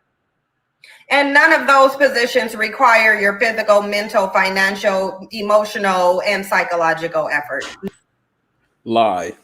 I had to buy new pants for my workplace. Yeah, and if you're a miner, you have to buy most of the equipment, particularly for sulfur mining, and you're like a contractor, so you actually spend money, and a lot of people might not make that money back. It takes emotional, physical, financial, psychological, all of that. But the question is to what degree? It's a degree question, which meant you literally have to split them up to even do the kind of measurement. So I mean, So I feel like if you do split that, number one, they didn't want to split things up. I think that would have been something excellent to argue on that we didn't. If we had have done something like, oh, well, I have to buy new pants for the workplace, I feel like their next point is going to be that amount of financial contribution isn't equal to what a parent financially contributes. And now we can start separating stuff out and deciding, and if we can't do that, then I'm not going to let you separate mine. And I'm going to say you have to combine it all together, and we can't quantify it as one thing. And so there's no quantifying it. It's just the hardest. yeah. Yeah. I mean, again, that's probably why their position was such a difficult one. It's an intuitive thing for most people who think parenting is the hardest. It's intuition. They're like, I believe it's the hardest. But you don't argue that. So I'm very, I don't know, like I'm impressed by the willingness to argue it. Because I wouldn't do it. I would not take that side anywhere. One can argue teaching is the hardest job because they teach everyone how to do all of the jobs except parenting. Wait.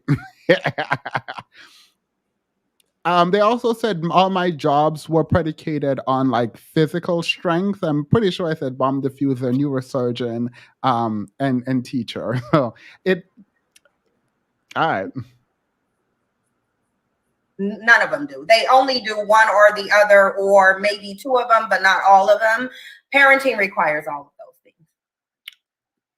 If we're going to go into difficulty, because difficulty refers to the amount of effort. Effort refers to how much you're putting into something. Yeah, but again, even to concede that, it wouldn't mean the effort is greater. So even if one profession requires multiple kinds of skill, if you're not maximizing all those skills in the job, then we can still say that the effort put forward to complete the task on a job isn't the same for one that only requires one kind of skill. But that was complicated for no reason. That was complicated for no reason. But what, that comment? No, my response to that. But if the effort isn't being used, then how can because if you can use or I don't think I lost, but I don't think I won. Like if I'm being honest, right? Like I think if there was a point allocation, then sure, maybe I would have won. I think I would have won if there were like point allocation. But for the purpose of this debate and what I wanted to do, I don't think I won. I wanted to understand more, but I also wanted to be able to debate on like specific aspect of parenting. And Finn, smartly enough, did not separate them. But like you actually can't have the debate if it's not separated for reasons Petty just pointed out.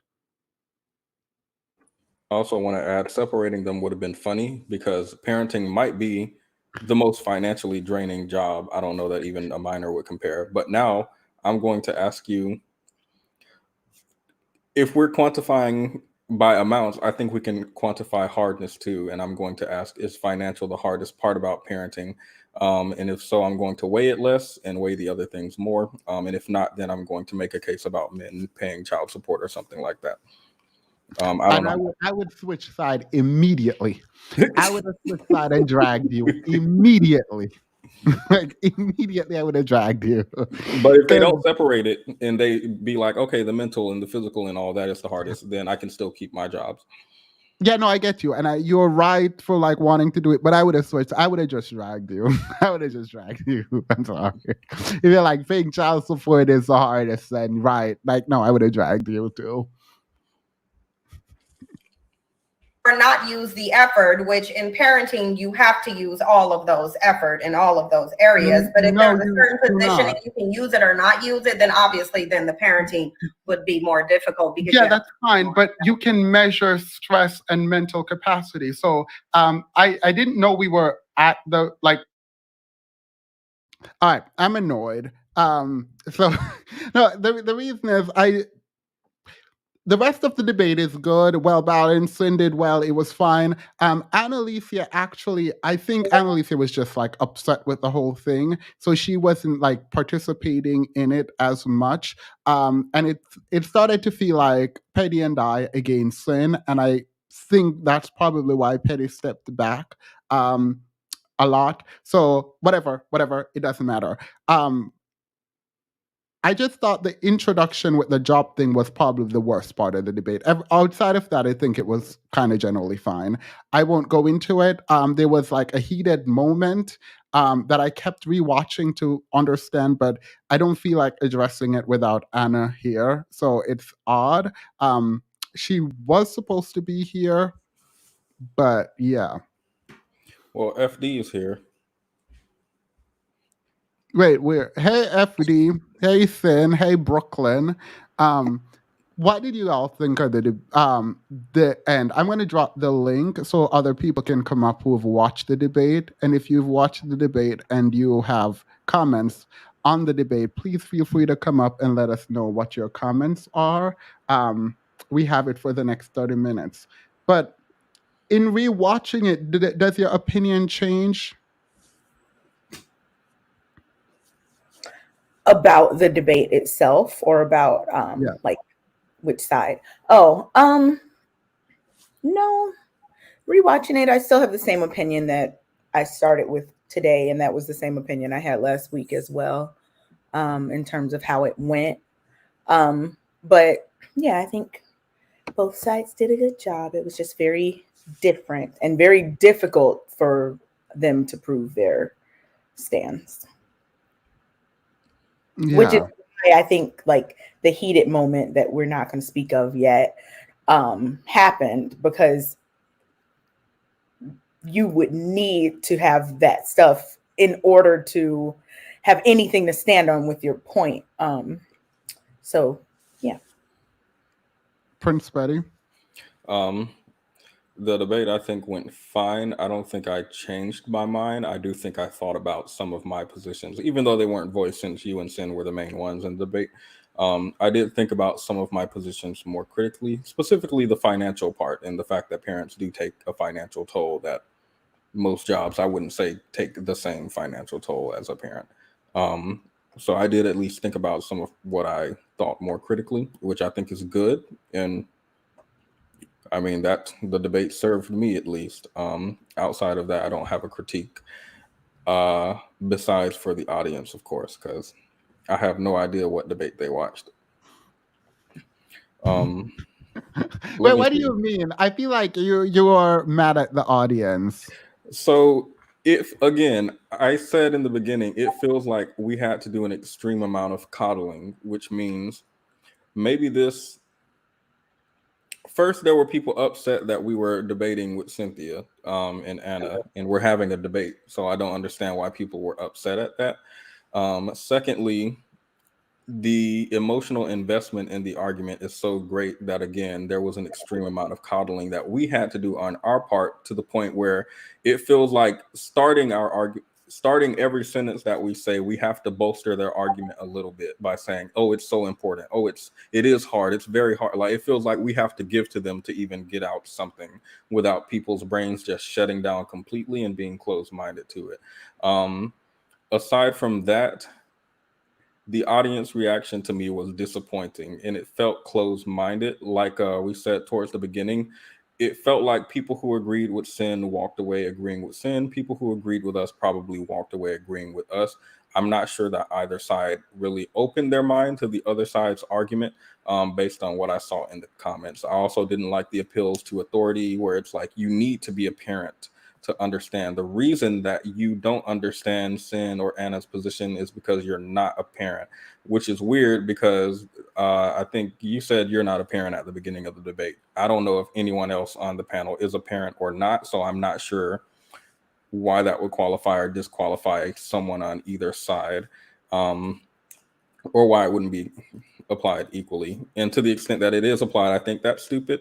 I'm not sure why you have to be a parent to have a conversation like this, or a part of a demographic to have a conversation, especially when I have parents and I live around parents. The last thing I didn't like was what was it? Again, the appeals to emotion in the comments like frustrate me so much, where it's like, how would your mom feel? Maybe you should ask your mom how hard parenting is. I did. She said it was very easy. It was one of the easiest jobs she's ever done. So now what? Like, I feel like that's so useless to say because I just asked my mom. She said it's easy. Now what? So it feels like people are stuck there and don't go to the next step of argumentation, which I feel like would be good personally for you to bolster yourself, and for you to bolster your own ideas past you're just not a parent or how would your mom feel. I also didn't like the speed at which people turn against you once you start using the same standard you have when you speak to the men. Not even the same standard, because I just said there was a lot of coddling. But yeah, that's my last critique. Kadrian? Yes. Hi, everyone. I was twerking in the chat, definitely. I'm a parent, but I can see how this debate kind of went left really quickly. I didn't watch the entirety of it, but I watched some of the like 30-minute chunks here and there. And I think that what Petty is saying is very correct.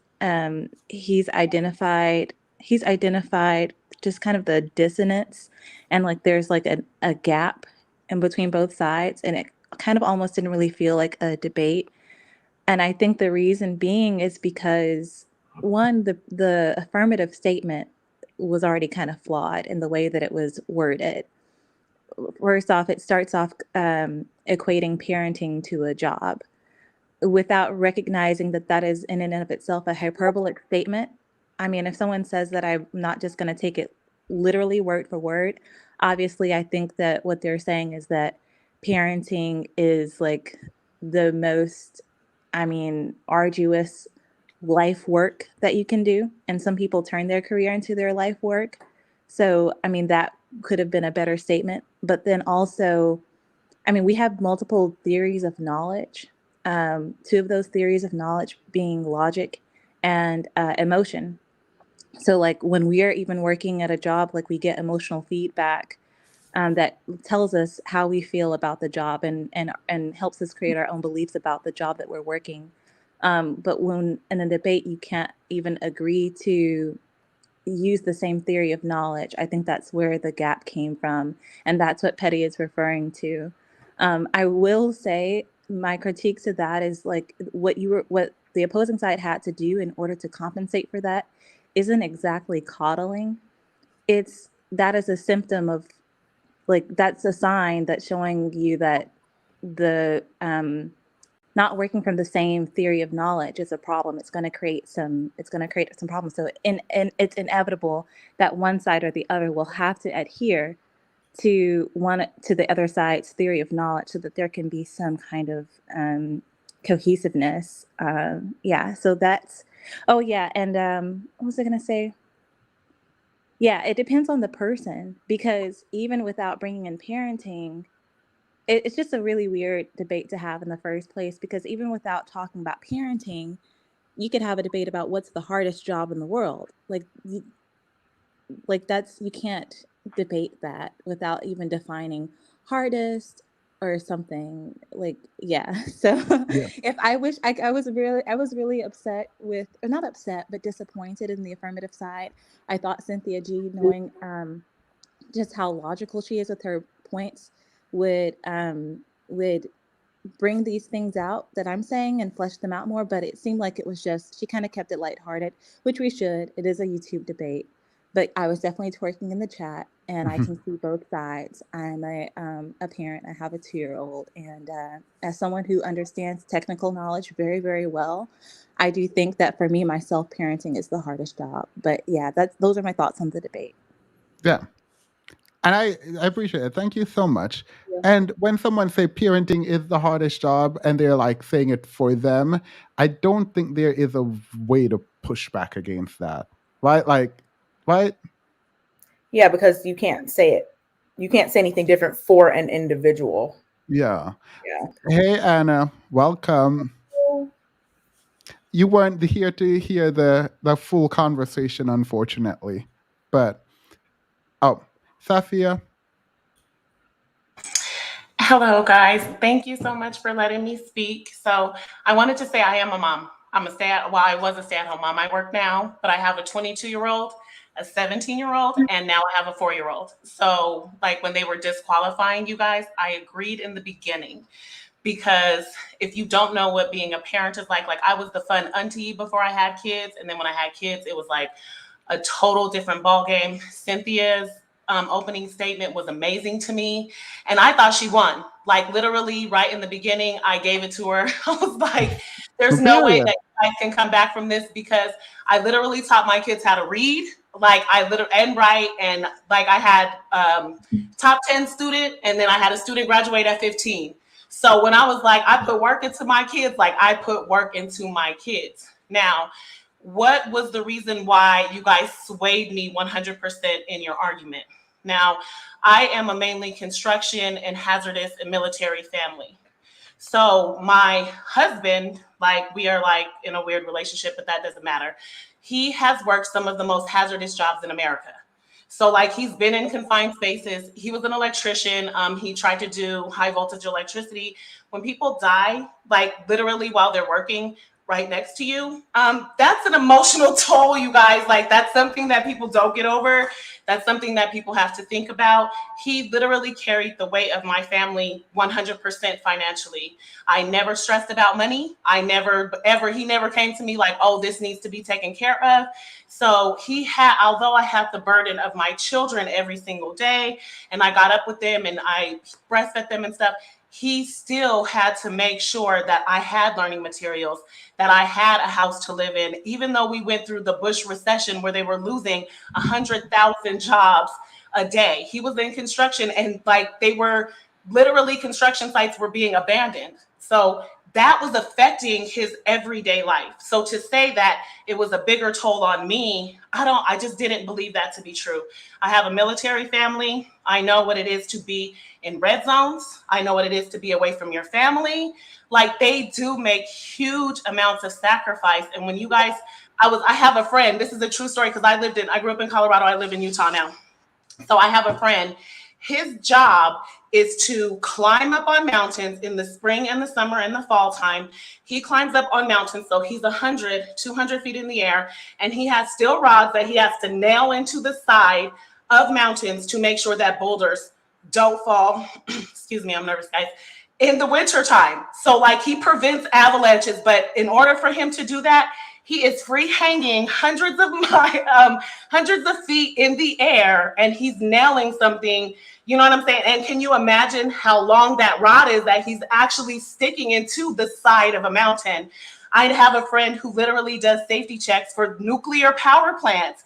He has to climb on top. Like, you know, those ladders that are on the outside, he has to get over his fear and climb on top of those and check and make sure that those tanks are safe for us to be able to have electricity. I know someone whose husband literally died because of high voltage electricity. So I believe that it was, and I love you, Anna. I swear to God, I was defending you so much, but I don't believe that you guys had a fair argument. I don't believe that you guys gave Themis and Petty a fair chance to actually voice what they were trying to lay out, although I believe that you and Cynthia had great points. Thank you for letting me talk. I know that was a lot, but that's all I wanted to say. Thank you guys so much. Thank you. Z? Oh, hello. So I just wanted to say that I enjoyed the panel, but I think that Themis won. And the reason why I think Not that Themis Steven. won. Not Listen, just no, Steven. listen, No, wait. listen. Before you go. So just me, not even Petty. Oh, well, listen, no, we're not going to get into that. In the chat knows why. So we're just going to leave it in the chat. So the reason why I think that Themis won is because Themis is a lawyer and his major is in debate. And he was asking them basic questions about their point, and they were struggling to argue their own point. So if we're going based off of who won the debate, it would be Themis, because although their their argument was correct, they were backing down, and it was a debate. And the point of the debate is to argue your point. Z, can you give me an example of a point that Themis? Oh, I'm not saying that I agree with what Themis was saying. I'm saying that in a debate, you have to be able to argue your side and argue against the other person's questioning or their argument. And you guys were backing down. And I feel like it is unfair to say that you guys won just because your point is correct if you were not able to fully articulate and argue your point. If we're going to adhere to the law of the land with respect to debates, and I think it would behoove everyone to know that Cynthia and I didn't prepare at all.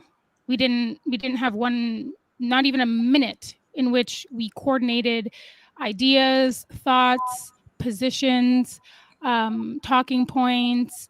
We didn't have any preparation whatsoever. And again, if looking at this through the lens of a proper debate, that's an integral part of being able to engage in the debate. And I think that considering that, I think we did very well. I think we did very well considering. So I have a quick question. I can tell y'all didn't prepare. No, I'm just stop. I wanted to know how much time between figuring out the topic of the debate and having the debate, how much time you had in between that. So the reason that Cynthia and I didn't coordinate because we wanted to wing it. My understanding, based off of based off of part one, was that Themis and Cynthia were going to have a debate, and the rest of us, Kay would mediate, but the rest of I made it very clear in the first debate, I didn't want anything to do with this debate. I have no interest in it. I don't want to engage in it. I felt that it got to a point where it just became a mission in futility. So I was under the impression that Themis would be debating Cynthia, and I could just sit, perhaps twerk in the chat like you guys, eat some popcorn, kick my feet up, tap dance, stay true. So that was a miscommunication. It was it turns out the day before the debate when Themis was like, "Oh, so are you and Cynthia ready? Do you guys have all your stuff?" And then I'm like, "Wait, I don't want to be part of this debate. I thought that it was just you. I thought it was Cynthia and Themis." So Cynthia is a very difficult woman to get a hold of. So I'm just saying that there are variables that contributed to the outcome of the debate. I think that if Cynthia and I coordinated, we had a meeting of the minds and we did what we needed to do, I think it would have been a very, very, very different. I think it would have been a very different debate. And I know people are saying, "Oh, don't do this, don't do this, don't do this." But like, that's the truth. That's the truth. 2L says, Anna, you said you had a research to prove otherwise. By the way, I thought you both did well, all things considered. Oh yeah, I thought that they did well. If we go back in the reference, like I said, the point of reference that I used in the first debate was stress levels of parents versus the stress levels associated with working a conventional 9-to-5 job. It was specifically about stress. stress levels. So I don't you got pull up the tape. I literally have the minute mark. I went back and I looked. Oh, okay. Anna, you know I love you, and I love you. I really do. But if I were doing a debate, and I'm not saying if I were going on a panel and I were to have something to say, I would want to make sure that I did the research and I knew, even if you didn't do the collaborative part, it's important that, you do your part on your behalf so that you know when you're coming to the debate. That's that I didn't want to, it's not a drag. Stop. It's just I really do respect you, and I felt like, since I respect you, I want to hold you accountable in a way and not just back down because I have like this parasocial relationship with you. um and I really do, like I said, I do appreciate you so much, and I definitely agree with your points, and I love your personality. um okay. Thank you, Z. Again, I thought Anna and Sin did. Oh, well, she just left really quick. I thought Anna and Sin did really well, especially all things considered. Um, of course, not well enough to win, but who could beat us? Let's be real here. How are you, Anna? How do you feel about the debate? I feel that all things considered, I think that we did as well as I would have hoped we would have done. Just considering all of the variables. I'm not. Again, I understand. I understand that it's a debate, but I also I really it just was. I just didn't have it. I didn't my throat. I didn't want to engage in it. I just, after the first debate and the first discourse that we had, I just didn't want to engage meaningfully in the discourse anymore. And I made that very clear to every and anyone. I was just over it. Would I have loved to been privy to a one-on-one debate with Sin versus and Themis? Absolutely, because I'll watch it, but I don't want to have to. It's just for me. I just didn't feel compelled anymore. Yeah, as a single father of 2 children, I understand how taxing conversation like this can be, and I understand somebody not wanting to have it. So, yep, I can sympathize. Indica Jane. Hello, everybody. Hi, Indica. Hi. Couple things. The one segment that Sin had made that really, to me, bought their case completely for me was when she said, even in death, you still have to be a parent. And it made me think of, because I recently lost who I call my grandmom. And even while she was dying, she still had to be a parent to me. And she's the one losing her life. So you can't even process death and not be a parent. So it is and you can't really think of a job that's like that. And even the jobs that she mentioned, they're still stressful on top of that if you have a child to think of and having to deal with all the stressors. But also, I do feel petty when you were talking about how, people were not just being able to take a step back. It's a debate. It's not like there's legislation that's going to pass after this conversation. And people need to be able to do that and be able to step back and really think cognitively and just have a debate without putting all their feelings into it. That was it. Thank you. Thank you. Bye.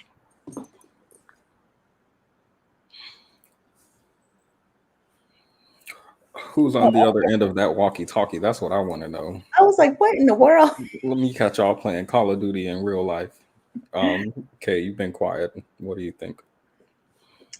I think I've expressed my thoughts fully. I see that we are at 1 hour, 59 minutes and 3 seconds. So I just waited on Themis and Anna to come back and see what's going on as we wrap up. But yeah, said it once. I guess I So can say I just wanted to make sure I went back to the first clip to make sure I heard what I heard, but I'm not gonna play it because it's fine. on this show.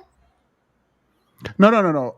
Yeah, remember, I wanted to know what research I was talking about because, like, I could have been wrong, and I just didn't want to be wrong, because it would be like inappropriate for me to ask for something that wasn't offered. So I just went back for that reason, but I'm not gonna play it because it's fine. Like, it's actually fine. I I understand how Anna would have felt watching the stream, thinking that it was going to be Sin and I, but we confirmed um, after the stream that it would be Sin and her versus Petty and I. So, like, I don't want it to feel for the audience that, like, I did a quote unquote gotcha moment where Anna didn't know a week in advance. So, I think Cynthia and Anna were just scared of me. I don't know. period. Hi, concerned.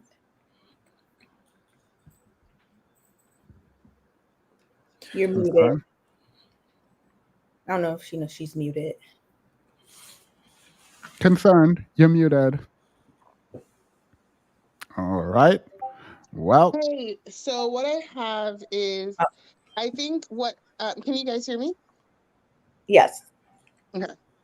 So what I have is, I think as a woman experiencing that debate, and to Petty's point, it brought up for me, and I was trying to find the article, but it brought up for me that it was either an article or it was in a book, but I remember hearing about being a woman is about, it includes being constantly surveilled and constantly watched for the emotional burden of everyone around you. Like, most often women don't even get to, and men in their own ways as well, but very often women don't feel like they can break down because people might be seeing it as one thing or another.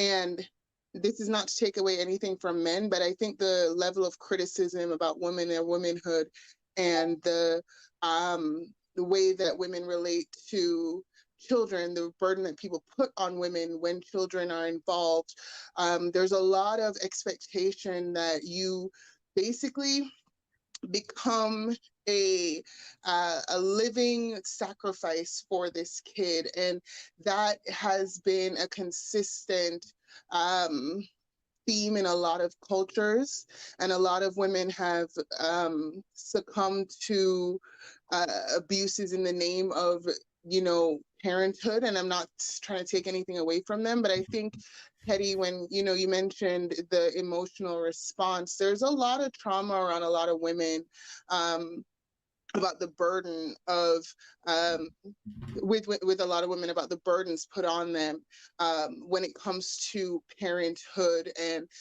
that are not even really fully about the kid, but also about societal pressure. And so what I'm trying to communicate here is that, and I'll try to find where I got the reference from, but the idea of the constant surveillance and the constant criticism, the way I experienced the conversation, and the reason why I think it's emotional, is because this is something that women are constantly criticized for. And when a woman decides to be a parent, it's a stage where it seems to invite a lot of people's criticism, more so than any other time in her life. People just feel entitled to tell you how to raise your child, how to da-da-da-da. And so I think that for me, not as a parent, but as a person who is of an age where a lot of my friends are parents, I think that there's a certain sensitivity to the level of criticism, and kind of invalidating that criticism that it comes up when we debate something like this, that is really hard to take the emotions out of. Does that make sense? Yes, that makes sense. So no, it doesn't to me. So well, it did part make of it sense. Part of it makes sense to me. If you said mothering, then it would make sense. It doesn't make sense if you're not Well, then I'll say limiting, mothering then. Mothering. all right, yeah. I think that it's not by accident that the visceral reaction is a lot of women talking about this. So I think mothering, and even when we had that conversation kind of privately about what I was thinking about the subject, I think that but that's the point though. Like, saying parenting is too broad, so it will fail. I mean, I think mother would probably fail too, but saying parenting has all kinds of parent, both men and women, and it's like very difficult to then say it's wrong. It is a flat out wrong statement to say it's the hardest, because you now need to qualify the kind of parent. You have to. There is absolutely no way that you can say parenting is the hardest job in the world and be right. It is wrong. Like, I can find and a I'm parent not that my arguing job is, wait, that. no, it's not you. It's not you. I'm talking about the prompt. It needed to be qualified. So if we needed to qualify it down to, like, if you were thinking about mother, then it should have been motherhood. And then it not only should have been motherhood, it should have been like good motherhood. The problem with that is now you're going to have to define good mothering, and you don't get to escape defining what that is. And then you're going to exclude people, and that's going to cause problems. Totally. And I mean, I understand all of the nuances here and the optics and all the above. And so I think that what I'm trying to add is that there is a very rational reason why this cannot be a not emotional conversation. Like, it is something that is triggering. And I don't think that for a lot of people, you could have this conversation without bringing up those types of things. So what I'm trying to communicate is not whether or not it's right or wrong. I'm not arguing the point. I'm trying to explain to, I think, Petty's point, why it was so triggering, for why people might have had this emotional reaction to it. Wait, did I'm sorry, I missed something. Are you guys saying that something that is logical cannot be emotional? That's not what I said. That's not what I said. So why does it matter whether or not the debate or the position was emotionally tethered or emotionally?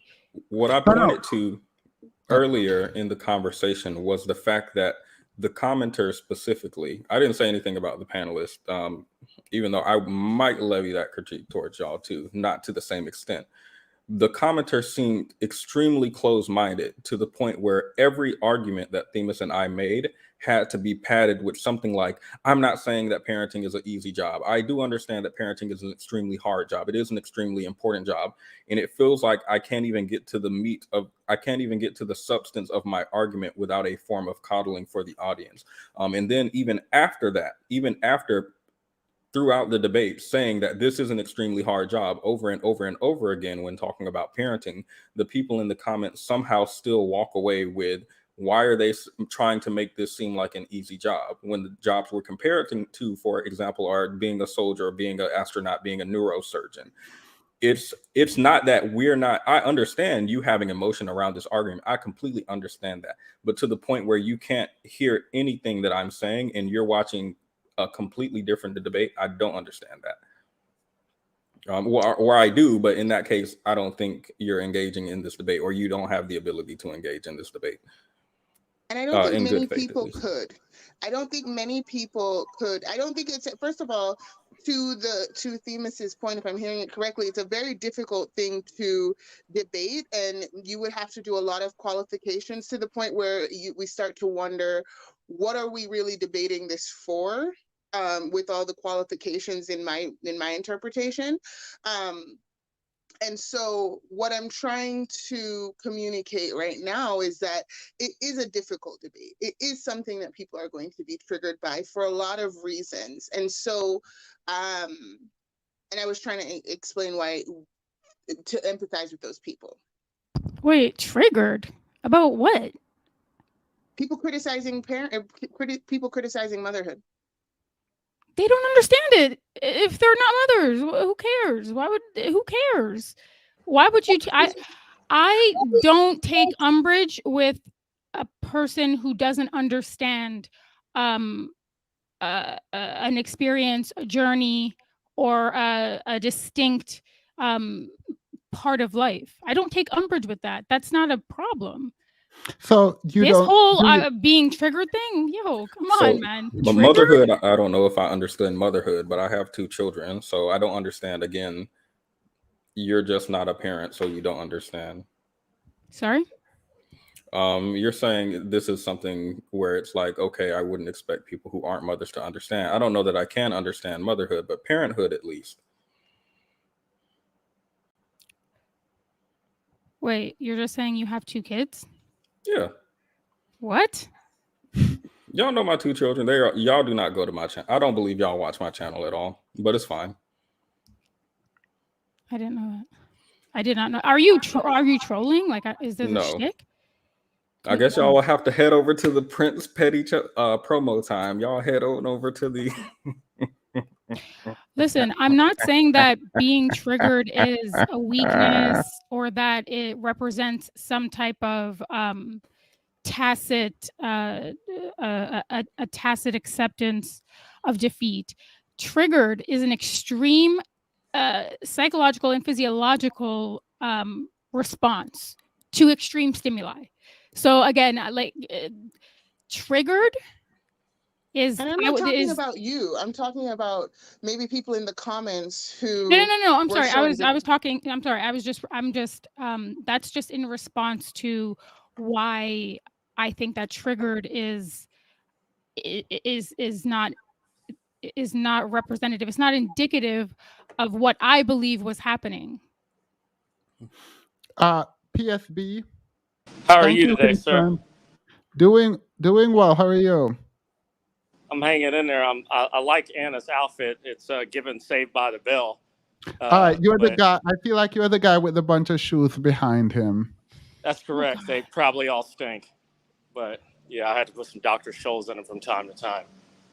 Wait, what is up? What do you have for us? Sorry.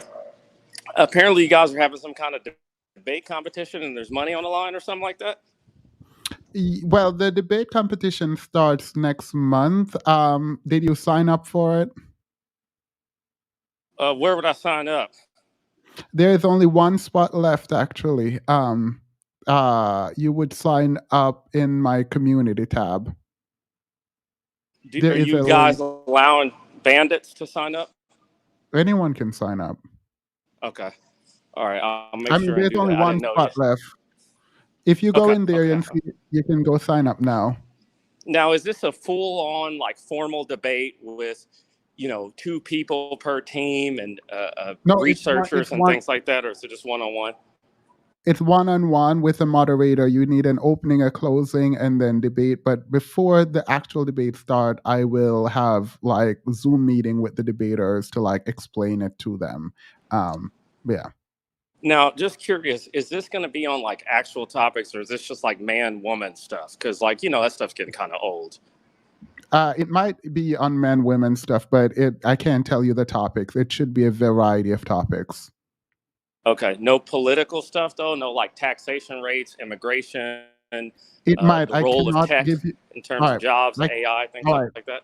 So I can't give you the answer. So I'm going to tell you to go to the community tab. I feel like I'm being trolled. If you go sign up there, you will be a part of the debate.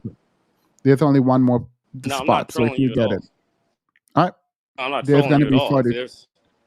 All right. Have a good night. All right, thank you. Mm-hmm. All right. Princess Stan, go ahead. You're the last person. Go ahead. Okay. Are we commenting generally or? On the debate, how would barge in looking for a check? He would barge in looking for a check. I mean, it is $1,000, so hopefully, it's already done, and I hope the people will sign up. If we have a debate schedule, we would literally pretend like it's gonna happen, and the person who shows up will have won. I am not canceling or rescheduling any of the debates. This is why we have 42 people, because we're just gonna keep going forward, pretending like it happened even if it didn't, and give people the winner. Princess Stan, go ahead.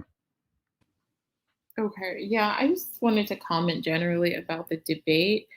And I sort of wonder, and I guess I would particularly want Anna's take on this, if it was a topic worth debating, because I feel like roles that women traditionally take on, like motherhood, like being a wife, it's very hard to debate. It's very hard to talk about the value, for instance, of being a housewife. It's very hard to say, well, I do this and that, because it's like, one, it varies so much. And it feels like it can kind of be beyond like, oh, well, it's this and this and this. And so these things are about, I don't know. So I sort of feel like it is valuable in and of itself, beyond what can be debated. So I don't know. I guess that was my question of, do you think it's worth debating in general? I did. I thought it was worth debating. I think most topics are, and I think one of the problem is our unwillingness to debate tough topics, because I think we get too emotionally invested.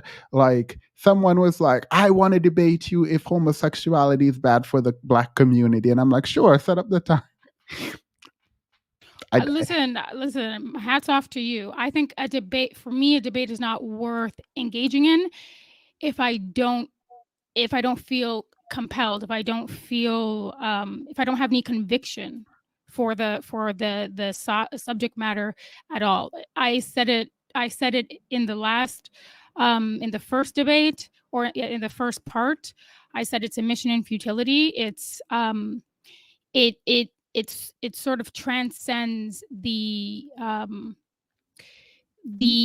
quantifiable and qualifiable variables. It transcends I think it's too transcendental of a discourse to really meaningfully engage in, because And no. That funny enough, that's why it's important. Like I feel like that's when you push yourself intellectually. So for me, if I can separate, not even my emotion, because emotions aren't bad. That's when debate gets good. That's where philosophy emerges. I think that's where you grow the most. But I mean, I think we just differ on what is important and when. But I mean, we just agree to disagree. I think the phrase is so. We agreed to disagree in the first debate. I just, again, I felt like it was a mission in futility for me. I'm not saying that the debate is not worth having or engaging in for anybody that feels inclined to. I'm saying for me personally, someone who is not a skilled debater and who has made that very clear, it is not my purview. It's not something that I'm good at. But again, it's just I didn't have any interest in it, and I realized that there are debates in which the limitations of understanding in a debate are going to cripple the are going to cripple the sort of the foundation with which a debate or I guess it's not going to have the legs to go the distance, in my opinion. That's just You know what it's I like think? trying to it's you're talking to people who are colorblind, not them specifically, but just speaking in generalities. You're talking about colors to people who don't see color. But that's odd, because like I heard that position and I let it go. But like when parents agree with me, then it becomes a problem. That position becomes a problem. Right. And the thing with that is, if we're going to have a debate and definitions are going to be malleable, or definitions are going to be sort of we don't have, if we're not operating with definitive definitions, which it didn't seem like we were. It seemed like we had to sort of continually keep checking in and confirming. Oh no. I defined. My intro. Oh my God, I'm sweating. I'm like hot.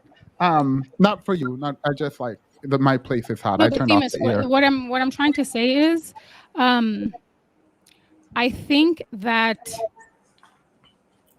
the people who are agreeing with you, there was an added variable to the equation in which changed their perception and experience of parenting.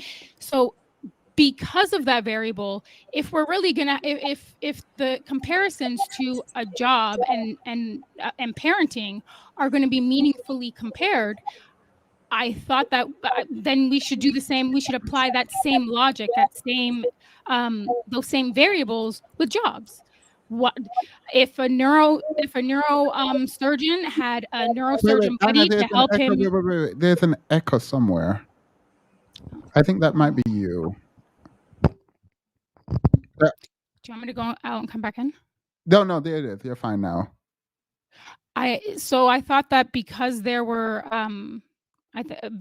variables that changed, that sort of changed the way that parenting, that changed the way that we defined or experienced parenting. Those variables should have been applied to the jobs that parenting was being compared to. So if a parent has help, if a parent has substantial help, that's going to change their the contemporary understanding of parenting and the nuclear, mom, dad, kids, or whatever it is. So the jobs that are being compared, if it's going to be apples to apples, which really, again, it's not a debate where there are any comparable jobs. But if we are going to go there, then the jobs we're comparing them to, make sure that they have help, make sure that they're able to get their workload done in half the time because they have help, so that they're able to maybe engage in more leisure and social activities. Like those variables, I don't know. It just mission and futility, man. There's no point. Princess, were you finished? One question for you, Famous, is you mentioned in debate that it was important to put aside, one statement and then I'll ask the question. So I think because I was thinking about, like, for myself and being quote unquote, I'll just say non-working wife, like someone can say, like, in the sort of, you'll hear with the man, oh, what do you bring to the table? Do you cook? Do you clean? And it's like, I do those things, but it's not as if on the day that I don't, I'm suddenly a bad wife, right? So I think similarly with motherhood, it's hard to quantify because you don't become bad or good in a similar way, like with a job. Like if you didn't do a quintessential part of your job, you could get fired or you could be assessed as a bad employee. But it's like with being a wife, and I assume with being a mom, I'm not a mom, it varies so much that it's hard to quantify. So that's my last statement. And just the question about, you were saying it was important to put emotions aside. And I guess sometimes I feel like that's an assumption that is not really being... No, I don't. I don't think I said put emotions aside. Okay. In fact, I think emotions can be a very useful tool, used properly, obviously. Do you think that's true in debate as well, or not in debate? Yes, because I said I would have in my pocket that parenting is not a job, it is more than a job, and I would use that. The only reason I'm using that is, it's not only, but I would use that for emotional appeal. And yes, I would do it if I were on the opposite team.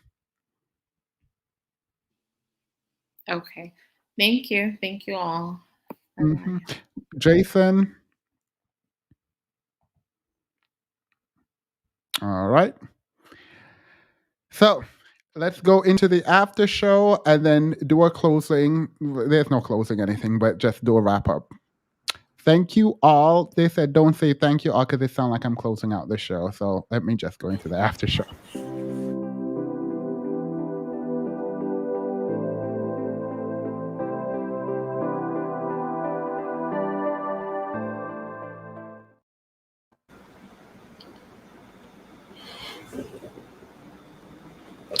Wait, I was just going to stay here and look at everyone. I was just going to be frozen. Thank you all. Patty, go ahead. I'm just trying to make sure everybody left a like on the video. Yeah. Mm-hmm. Wait, Demis, I could have sworn you said it's more effective when you set emotion aside. It is more effective if you're making a logical argument about something, but you can use emotional appeal to your advantage, particularly if you're having a public debate and you need the public on your side, right? You are not going through a debate without the human experience. And so think of someone like Andrew Tate, for example, who makes an appeal to emotion for men specifically. Do his arguments make sense? Not to me. No, not at all. Nothing he says does. However, I would be like stupid to not acknowledge the fact that he has apparently millions of men who will tune in to listen to him and be on his side and start repeating those same arguments. It's the matrix, it's the system. So as a tool, I think it's useful. My and hopefully I can clarify this now. My my upsetness was more at the reason that tool is useful is because of the audience. Otherwise it wouldn't be useful at all. So I expect more. I also, to be clear, when I was doing my intro, there's a separation between debating when you're happening and preparing for the debate. In your research, emotion is the last thing you want.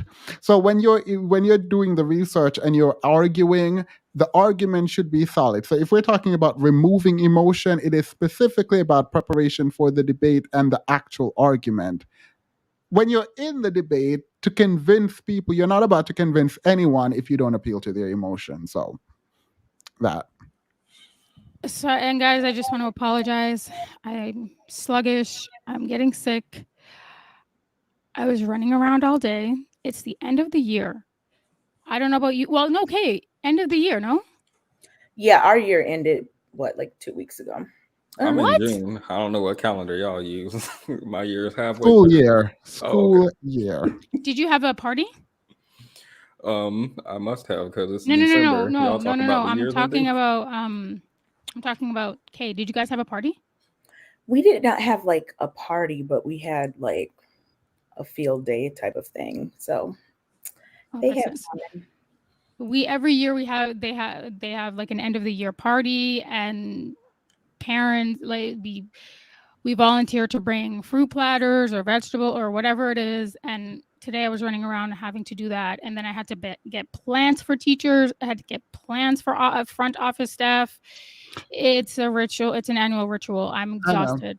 1 second. I'm gonna do something. All right, PSB, what are you doing? Yeah, aren't arguments, I was listening to what you had to say, but aren't arguments based upon logical structure? Yes. Okay. So it doesn't necessarily matter, going back to what Petty said about Andrew Tate, not the biggest fan myself. Content does not matter. It matters the structure of the argument, right? No. If you're trying to convince someone of something, logic is not usually how you do it. Most people aren't just logical boxes whereby you're putting an input and then get an output. It is more complicated than that, and emotions tend to play a big role in whether or not people believe you. All arguments don't have to be logical. Arguments should be logical, but convincing someone and being logical are two very different things. Okay, but the arguments are based upon structure. Sure. So from building a premise and then setting a conclusion based upon that premise. So it doesn't matter necessarily the content. But I don't understand. Why are you pointing this out? No, I was just in terms of you talking about a debate, right? The argument, it doesn't matter what it is, because people should be able to debate both sides, right? Yeah. Okay. So then it wouldn't matter what the content of your argument would be, as long as it's a premise with a conclusion that follows it. I mean, depending on what kind of argument you're making, but yes, premise, conclusion, generally, if we're talking about deductive reasoning, where fact of a premise, conclusion equals a fact, and then you would fight the premise. If you're doing inductive, then the output is most likely the truth, or more likely the truth, or it makes it more likely the truth. But I'm not sure why we're doing this. I only brought you up to see if you're like trolling? Because like this No, might be the last time I bring you up. I just wanted to test if this is just like a troll so moment. me asking questions about your arguments is considered trolling? No, I was just asking. Yeah, but I don't see the point in coming up and asking that. It wasn't clear. That's why people usually ask questions. Yes, in the chat, but you decided to come up in the Okay. after show. Okay, my mistake. I'll save it for the chat. Sorry about that. All right. Wake up, makeup. Go ahead. Sorry. Did you already celebrate hitting 20K? It's the after show, so I'm just like, No, I haven't. You know what? We should do it yes. Friday. Friday, we should do it. That is Okay. amazing. I didn't. Thank you all. Actually, I feel like we need to celebrate this We small win. do. Yeah. So yeah, I'm very appreciative. I actually really appreciate the podcast for helping me and being here and just being amazing. Different personalities bring different kinds of people, and I'm excited. So thank you all. Thank you in the chat. Thank you, subscribers. I'm excited. And we should celebrate. We will celebrate Friday. Better. Okay. And congratulations just to your channel, your growth, and a lot of us rewatch videos. You're doing an amazing job. You're doing an amazing work. Some of these topics are not easy, but that's the whole point. And so I think that the trying to flesh out the arguments is important. Everybody's not going to agree. That's okay. But that's why we have these conversations, so that we can learn how to speak to each other respectfully and not not always trying to destroy. We're not trying to destroy people. We're trying to understand, right? Different perspectives, different backgrounds, different everything, and how we choose to live, what good parenting looks like, what parenting just looks like, all that kind of stuff. So, but really, I just wanted to congratulate you on 20K. Thank you. You're so welcome. Thank you all. The community has grown. I'm excited. It has. It has. So, love you guys. Thank you. I'm going to try to do a men's panel again. Yeah, that'd be good. Have a good one. Thank you. Wake up. Bye. Anna, I'm so sorry. I cut you off. I apologize. I just wanted to see why the guy was in the back. Sorry. Listen, I'm good. I'm gonna say one last thing. I'm too tired. I can't even speak. I'm gonna say one last thing to it was a comment that I read on the first, I think it was the first one. I don't think that, well, no, I don't think that Cynthia was either. We weren't debating from how can I explain this? My experience as a parent and my familial dynamic is a nuclear family. It's a nuclear dynamic. And even with the support or the help and our like extended family, that would still be my position. I would always think that. I'm always going to think that. I don't think that it's advantageous to argue a point from your individual and unique experience. I think that's sort of, I don't know. I'm tired. I don't know. Oh, thank you for coming. But I appreciate that. And all our perspective hopefully adds to the conversation. Patty and Kay, go ahead. Congrats on 20K. It seems like just yesterday you were at 19K. It was just yesterday or 2 days ago. Oh, shit. Was that fine? Yeah, I put in my work for this 2.5 hours. Yes. Thanks everyone for watching.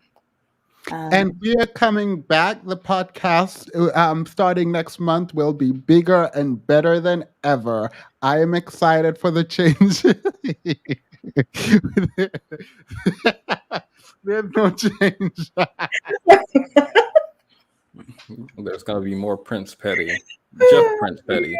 Prince Petty Monday through Tuesday and Thursday and Saturday. Prince Petty. I was actually thinking next month we should do one person just do the podcast each, like for each week one of us just take it. So Prince Freddie go one week, then Kay, then Anna, then me, and they just have it by themselves, completely solo. But I was like, yeah, nah, it's probably too terrible. So I do have some changes because some people gave me some ideas that I wanted to test out, and so we will test those out. So there are some changes, but I haven't spoken to the co-host yet, so they might not be implemented if everyone tells me no, absolutely not. We better not be giving advice because I don't do that. Nope. I I don't give hear advice. But anywho, thank you all. There's going to be some workshop this Sunday with the podcaster. So come Wednesday, there'll be a whole new thing. I wanted us to go over a case that happened in Chicago. I decided that we wouldn't put it in as like part of, but rather we wanted to do a deep dive, and then she was freed with her son. And now she's suing. And I think there might be more complex things around this case that we should talk about. So we might do it. Because I don't want to just do a throwaway. I want it to be dedicated. But yeah. Anna, go rest. Thank you for coming. You said you were tired. I appreciate you coming back. Kay, you need to rest. Better go to work. We are men. We go. I'm kidding. Massage more. Anywho, have a wonderful night, everyone. Bye. Thank you guys for the well wishes. I love you guys. Thank you.